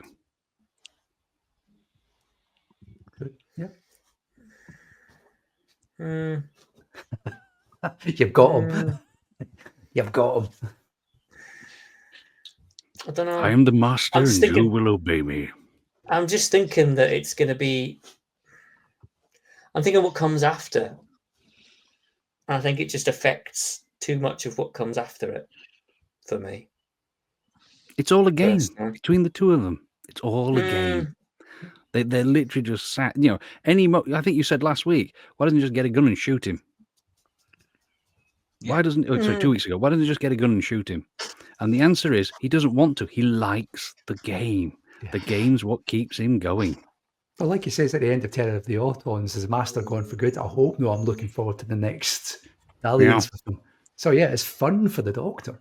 Yeah, I mean, I often wonder how much of the Master and the Doctor's backstory relationship about school was kind of played on, because we know that Delgado and John Pertwee got along so well together in real life. So that kind of relationship kind of just comes across naturally anyway. Yeah. I often wonder how much of that was written on top of their real life relationship.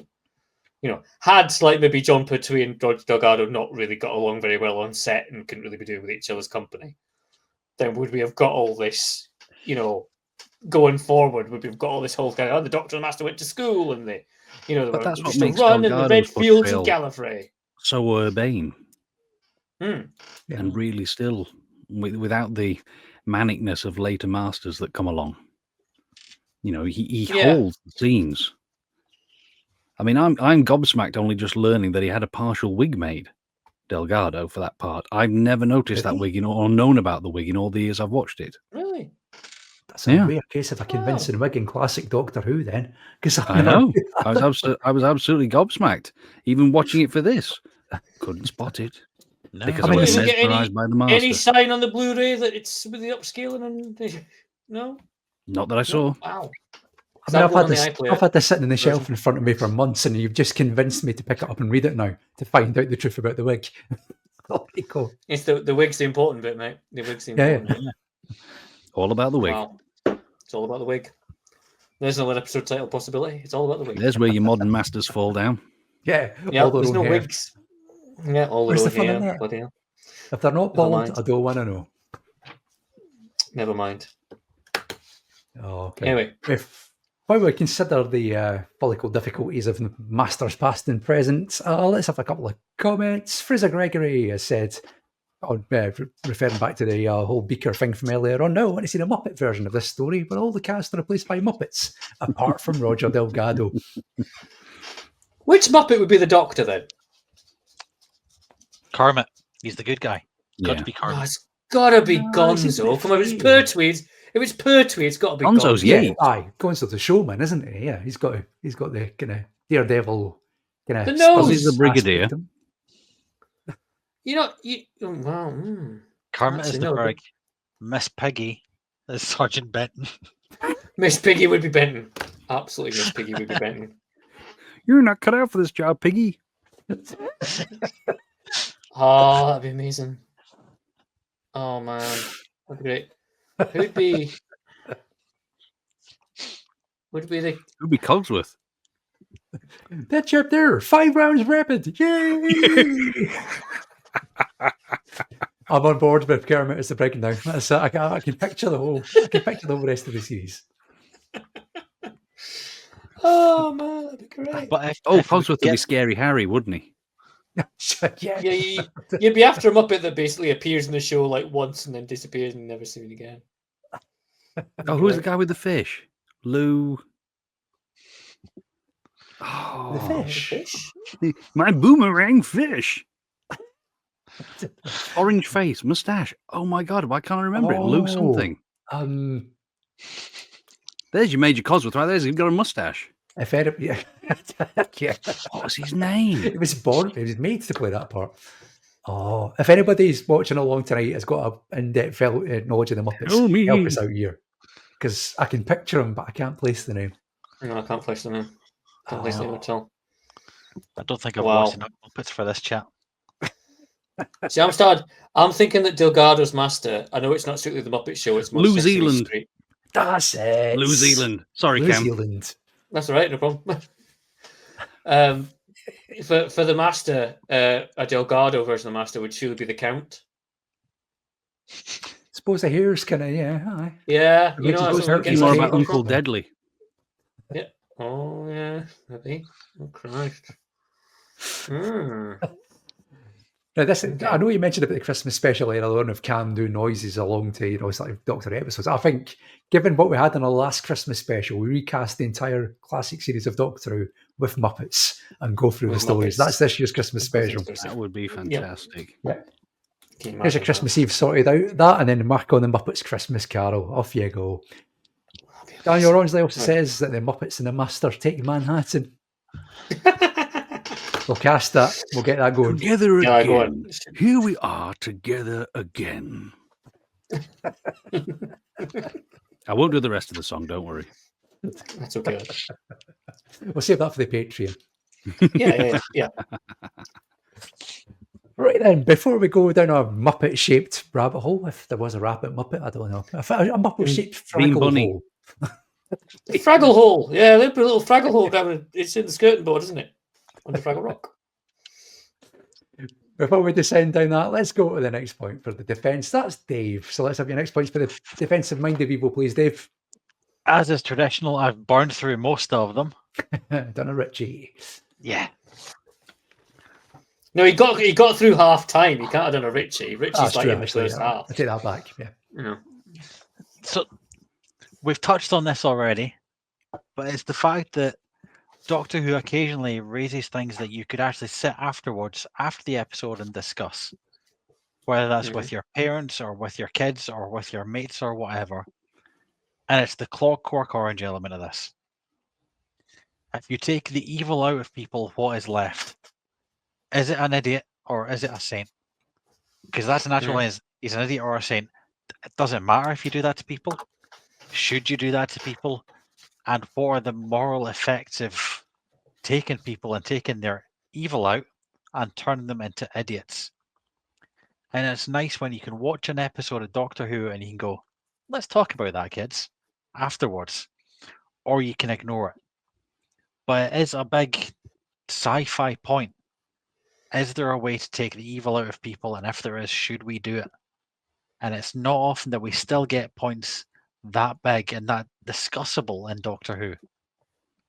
Because as Cam Kenner referred to earlier, a lot of the time the point is just bashed over your head repeatedly through the episode. So there's nothing left to discuss. It's like, this is right, this is wrong. The end. Coming next week. Whereas this is like, they've taken the evil out of these evil prisoners who did evil things. And then you go, but should they have? Is it the right thing to do? So it's the fact that Doctor Who wasn't even necessarily educational at this point, but it was bringing up social points for people to talk about. And I think that's a big thing for television, especially Saturday night entertainment television, to do, which it doesn't really do anymore. So there. I love the casual sipping of beer right at the end of the point there. I like that. It's not even beer, it's a rhubarb fruity pale ale. Hey, it's beer, that counts. Yeah. What's it? Has it got a jazzy lemonade and whatever that was? Raspberry. It's not got a jazzy name. It's gluten free, it's vegan, it's 4.6%. Who knows? Is Gareth drinking something hipster out of a can this evening, or is... No, I'm just drinking one of Aldi's finest dry gins and diet tonics. Nice. Oh, Gareth's a classy one of the four of us tonight. I You have watch I've after got you a drink. nice ball of Rioja. Oh, I've got the Robinsons blackcurrant. Nice. Monkey. 2025 vintage. 9.5%. That. Yeah. Yep. I've got a funny feeling at Hooverville I'm going to be the one on the zero beers, but never mind. Hey, who knows? So So yeah, we're talking about Barnum. and Let's all the talk discussion about points Barnum around it. Yeah, and all the discussion points around him. Well, we can use Barnum as because one of my points was actually going to be about Barnum, so I might as well Yep. get to that now. he can be the total. Yes. If he's the representative of that science fiction concept, social concept in him. In this story, anyway, Barnum doesn't really get a lot to do because Barnum seems like he's going to be a major character in this during episode 1, being the first person to experience the killer machine. He's quickly shoved into the sidelines, only to come back for the finale and experience one of who's worst death scenes. Run over by a bus that's 2 meters from a standing start. Absolute tosh. So yeah, that would be my point. I mean, I know what you're saying is, it's a discussion as to whether we take away the evil thoughts. Does that leave a good person, or does that leave a mere husk? Obviously, I think this story kind of answers that by the fact it leaves a mere husk. We're not quite sure what. Is it ever mentioned what Barnum's in for? No. Don't think so, no. So we don't quite know the severity of Barnum. It must have been something fairly severe, obviously, because he's in prison.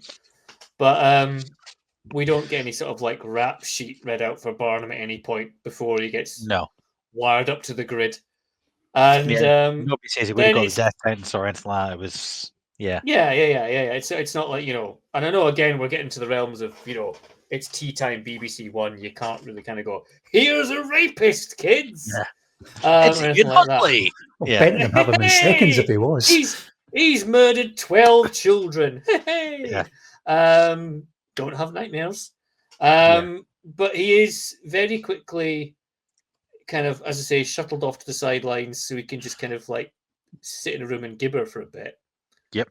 And then kind of gets brought back seemingly for a little bit of light comedy when Benton is prison warden and just looks across the desk. Or is it? No, it's not Benton. It's the brig, isn't it?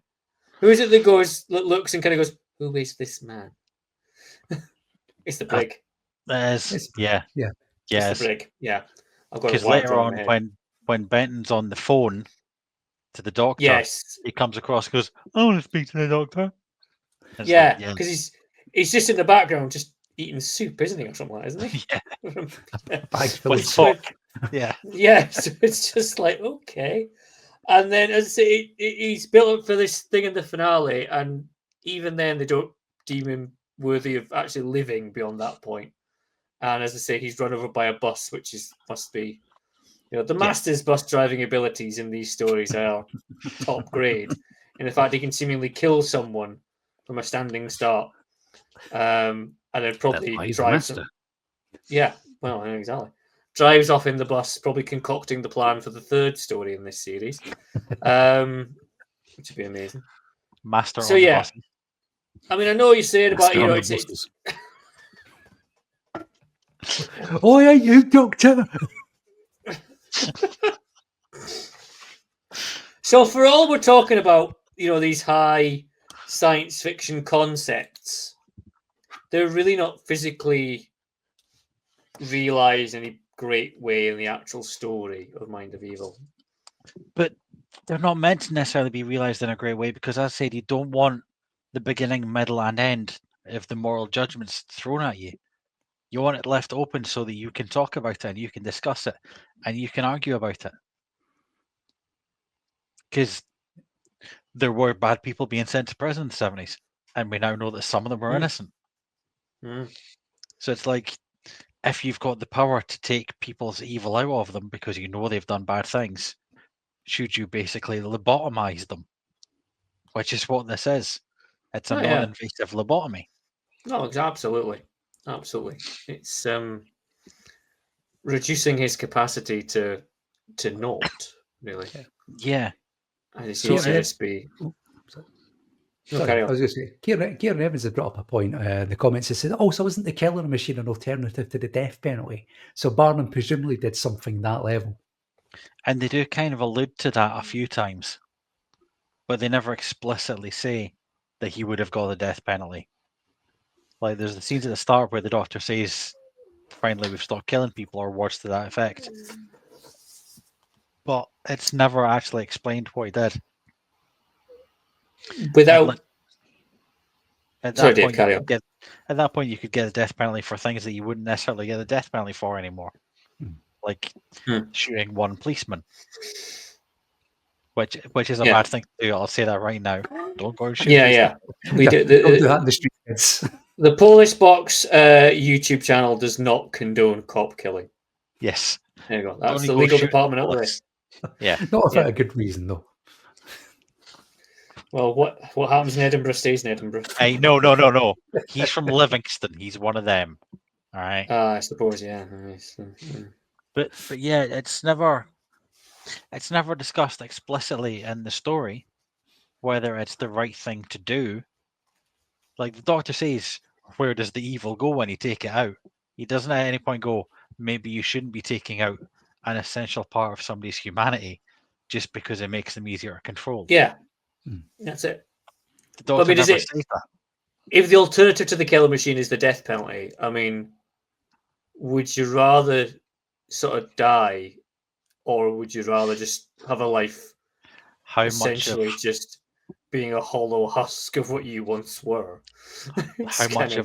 How much of your soul of what you are is made up of your evil impulses? That's the question. Yeah. Which again, you can discuss after this episode's aired with your kids or with your parents, and whether that's the right thing to do.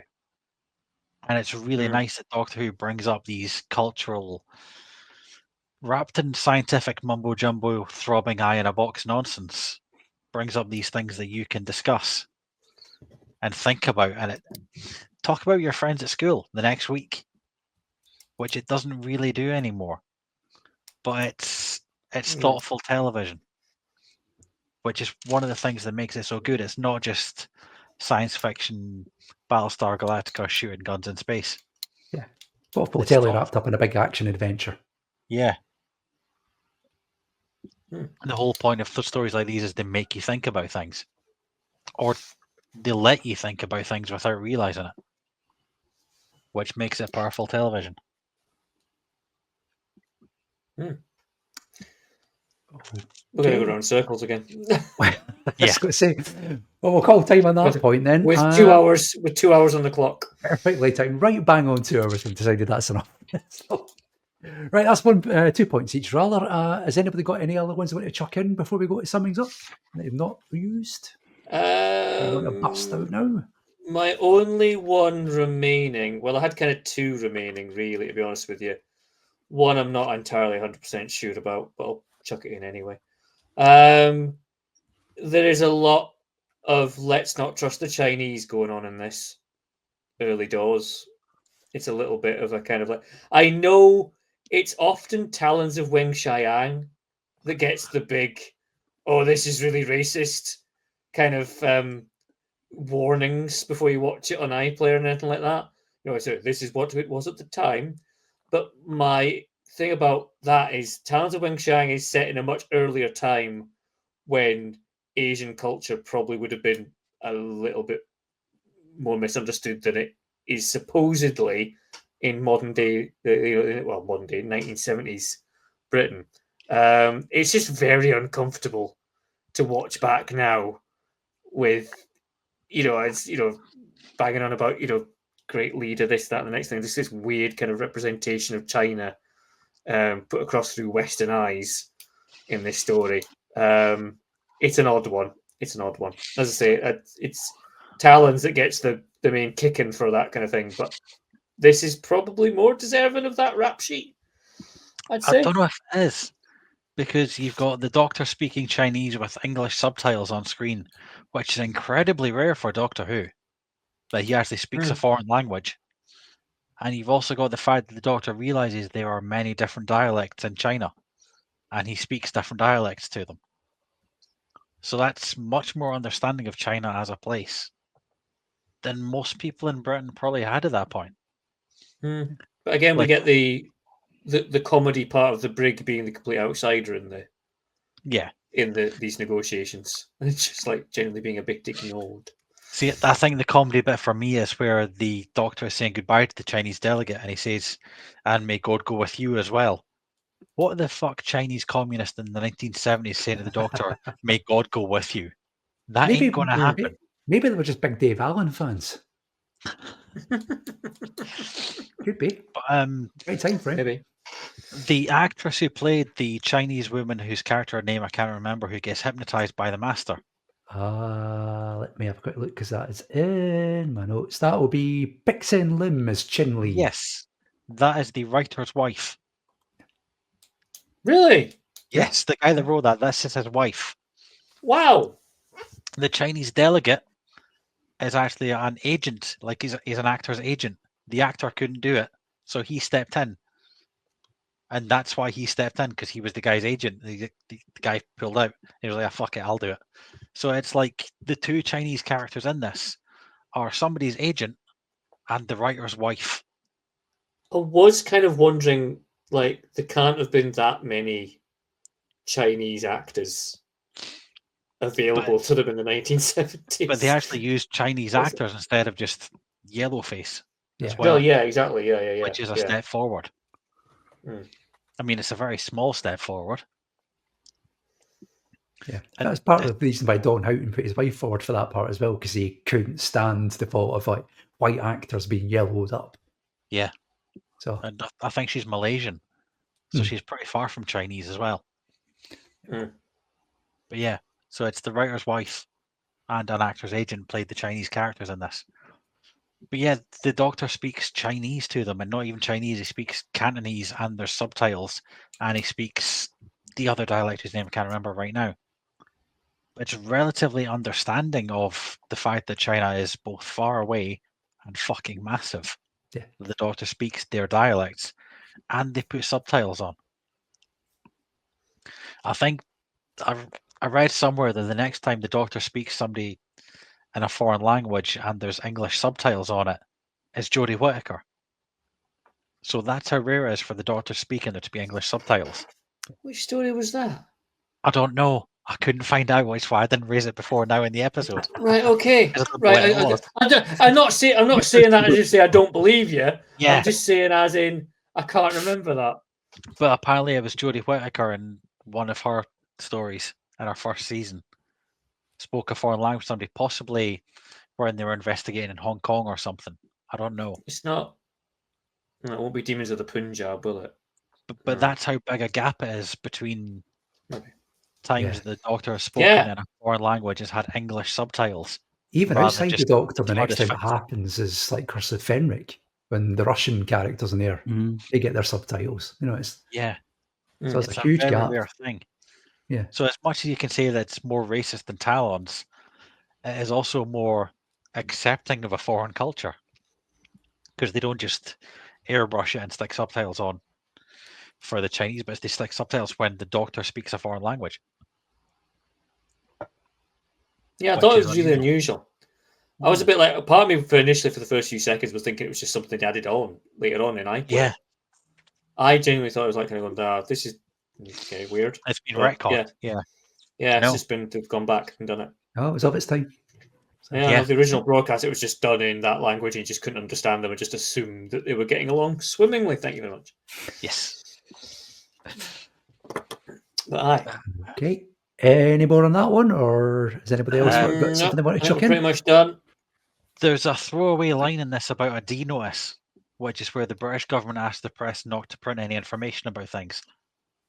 And it's just a throwaway line, but that's an actual thing that exists. And there's very few confirmed cases where they've been used. But the Brig just throws away, just stick a D notice on it, it'll be fine. And it's like, it's a really weird, high-level political journalistic thing that they just used as a throwaway line. So I thought that was quite interesting. Yeah. Okay. Gareth, how about yourself? You got anything else you want to chuck in before we go to summings up? I've got a couple of things. I'm just trying to figure out which one to do. I mean, we've not touched on the mighty action of Havoc, which is probably what this story is very, very fondly remembered, and the excellent direction from Timothy Coombe in this. Yeah, it is really good. I mean, let's face it, the Keller machine moving alone is a feat of camera proportions that we've never seen. The fact that they move those massive things around. But I think what I'm going to go for is the title. Okay. The title of the story, The Mind of Evil. And the images that conjures up alone. But also, what is it referencing in the story? Is it referencing the creature itself? The Doctor does label itself. Look at that, Joe, veritable mind of evil. Is it the Master? Is it the criminals? Or is it just everyone? Yep. It conjures up such images because there are two concepts which we can't quite get a hold of, the mind and evil. And at the end of the day, isn't a mystery what Doctor Who's all about? That keeps us coming back every week. Just like we would do for this story when it was on. Yeah. Yep. Absolutely true. Yeah. I can't really argue against a title, to be honest. Once again, he's got you. Yeah, I can't really argue. The man's a pro. The man's a pro. That's what we words. call him. Yeah, there we go. Harpoons at the prosecution with just one sentence. Off you go. Oh, there you go. See, there you go. All He's right, good at this. See if we've exhausted our points. Let's go to summings up then. Let's go down in the order we've been going then. So, Gareth, do you want to give us your summing up as to why the Mind of Evil is not guilty of crimes against Doctor Who, please? Yeah, the Mind of Evil stands out for its grittiness. Many people probably remembered watching it in black and white on the original VHS, apart from Cam. But, it's then become this story that is a little ember. Every time it's come back out on DVD, it's got a little bit more. When it's come out on Blu-ray, it's been polished to perfection for us all to enjoy. It's got developing story elements. It never stagnates. Very similar to the Silurians in that regard. It's got fantastic deadly creature, of which we never get a hold on. And we never will again. Well, hopefully we won't. If RTD2's listening to this, please keep away from the Keller machine now. I don't want that on top of the TARDIS along with Sutek. Just leave it. No, leave it. Yeah, I don't care if it's marvellous. Walk away. We've got the Joe and Doctor moments, which are absolutely wonderful in here because they're very comfortable with each other. We've got the unit family. Even Cosworth, we see you. And let's face it, that townhouse is much better than a bloody tower in the middle of London. You've got Benton in charge. You've got a cracking title and a wonderful tale, the likes of which has a mystery that will keep us in it forever. We may not remember it on the DVD shelf when we reach up for it or even in the Blu-ray box, but you can guarantee when we come across it and think, I haven't watched The Mind of Evil for a while.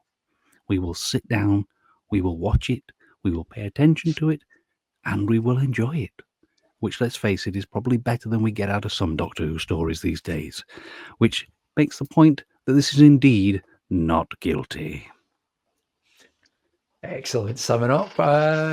Dave, same question to you. Do you want to give us your summing up as to why it's not guilty of crimes against Doctor Who, please? This is classic Doctor Who in some ways at its best. You've got the Doctor versus the Master with the addition of an undefined big evil which can make them work together.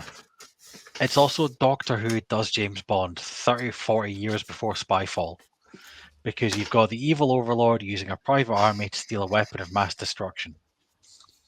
We know he'll be foiled by the hero and his companions, but the fun is the journey along the way. And although I say the fun is the journey along the way, this in some ways is such a bleak story because the opening in the prison is believable. If this was the opening of Scum, you'd go like, yeah, that works. If this was Kes, you'd be like, yeah, fair enough. Dark 70s drama. But eventually it turns into a Doctor Who story. So it's got the darkness, it's got the light, it's got the comedy of Benton. It's got everything you want in Doctor Who. And it's got stories and things that you can discuss when it's not on. You can watch the end of an episode and go, yeah, the Doctor at the end of part 3 looked like he was getting a really toothy blowjob, but should we take the evil out of people? And it's got everything for every generation to discuss. The special effects of the evil machine, yeah, fine. Zooms in and out, goes a bit Wayne's World. But it works. And I think that sums up everything about this story. Everything in it just works. The Doctor plays to perfection. Joe plays it to perfection. All the side characters are played to perfection. Even Major Cosworth comes in and he goes, yeah, that's weird, but it's memorable. And that's the thing about this story. It's a memorable Doctor Who story that you can discuss when it's not on. And I think that's why it's not guilty of crimes. Okay, too strong summing up for the defence. Cam, it's your time to kick the puppies. Why is it guilty of crimes against Doctor Who? Okay, Mind of Evil's biggest crime against Who is that it takes two half-decent ideas, undercooks both, and serves them together anyway. A story about the Master using a peace conference to sow distrust, thus triggering nuclear war? Excellent. The Master becomes a prison governor and slowly turns the inmates into his personal rage-fueled mob? Great stuff. We don't get it, though. Instead, it's a slow, protracted plod with Pertwee gurning and the Master being second to absolutely everything again. Mind of Evil? Grind of Feeble, mere like. Send it down. So there you go. That's all the summings up. If you've not already done so, it's time to cast your vote. Go to tinyurl.com/polisboxmind or scan the QR code in the top right-hand corner. That'll take you straight there. When they both disappear from the screen, the vote will be closed. So you've got a couple of minutes to get that done and dusted. Before we go for a short break while all that happens, Daniel Ronsley's been in touch to say, I just listened to Gareth's summings up with my eyes closed. How can you disagree with that voice? Oh, thank you, Daniel. Much appreciated. True. I've drifted out several times over the course of this episode just listening. There's a certain ASMR quality, isn't there? There is, yeah. Just need a pair of white gloves. I hope that's not a reference to the New Zealand one. And now for my next trick. See, even that works. Even that has a calming effect. I think that's the reason why we've been reasonably well behaved tonight. Is like Gareth's voice has just had this soothing effect on the three of us that we've not gone as far as we normally do. Okay, right. We will disappear for a short break. When we come back, we'll have the result of the vote. We will find out whether the Mind of Evil is guilty or not guilty of crimes against Doctor Who. We'll see you very, very shortly.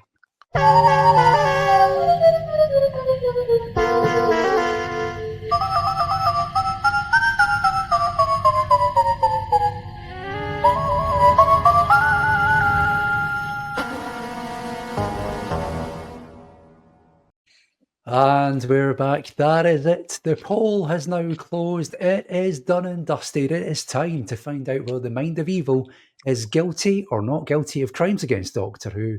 Here is how you voted.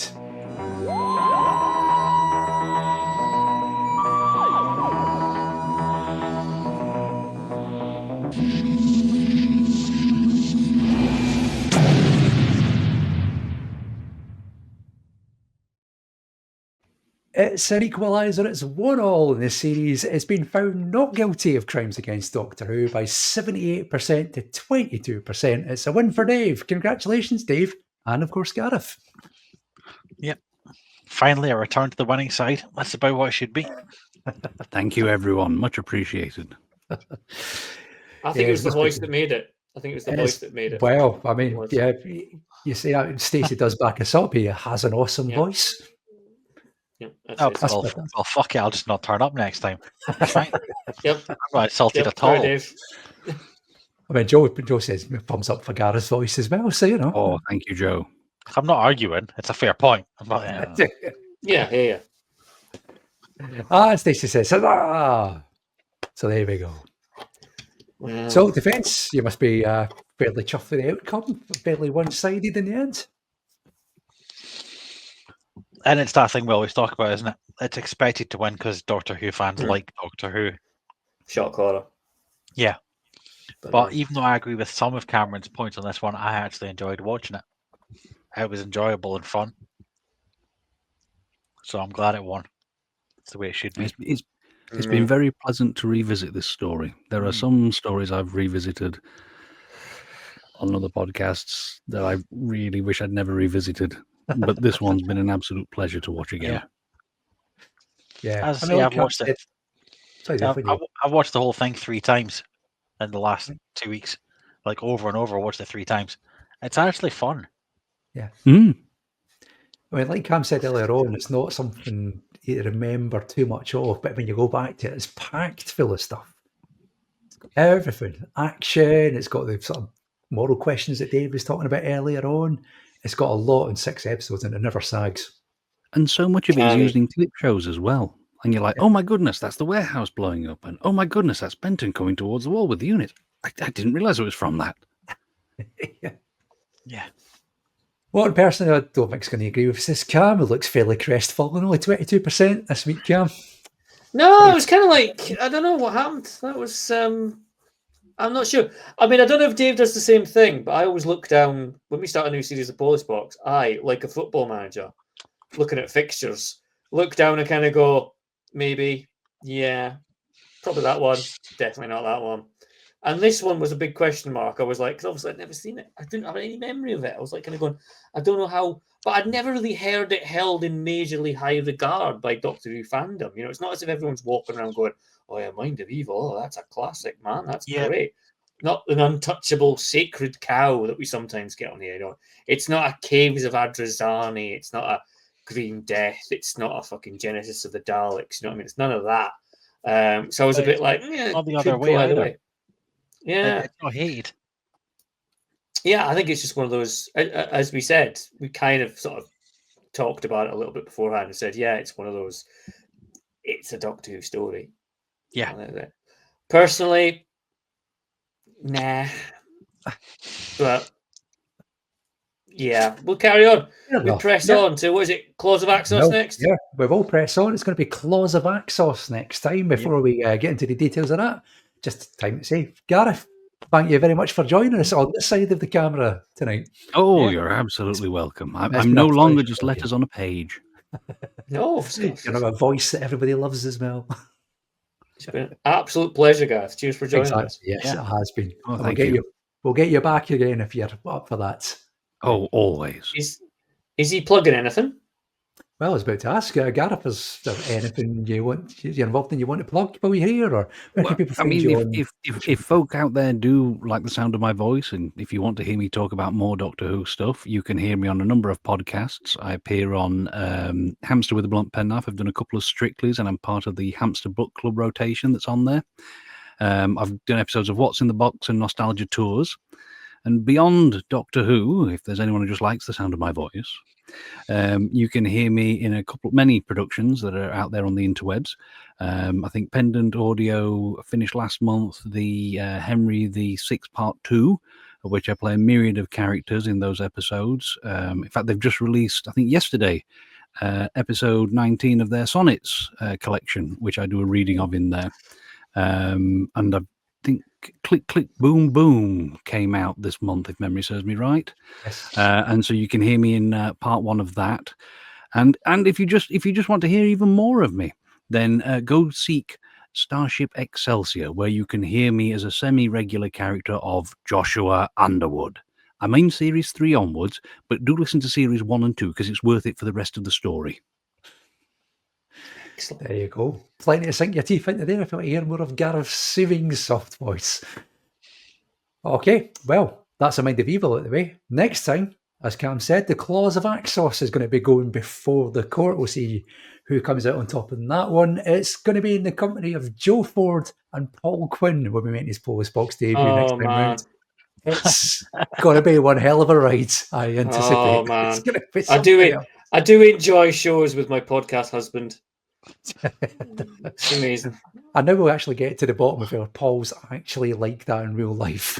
He's going to bring his joyfulness and his lightness of touch from his comments and viewer evidence into the courtroom. I suspect I'm sure we'll break out of them. Yeah. We'll bring it down to our level. Yeah. So there we go. That is 2 weeks tonight, which I believe is Thursday, 29th of May at 8 o'clock here on YouTube. That's where you'll find us for the Claws of Axos. In the meantime, Mind of Evil, not guilty of crimes against Doctor Who, into our official, unofficial canon it goes. And that's it for tonight. Thanks very much for watching. Thanks for sending your comments. Thanks for voting. And we'll see you next time. Good night, everybody. Bye-bye. Good night. Cheerio.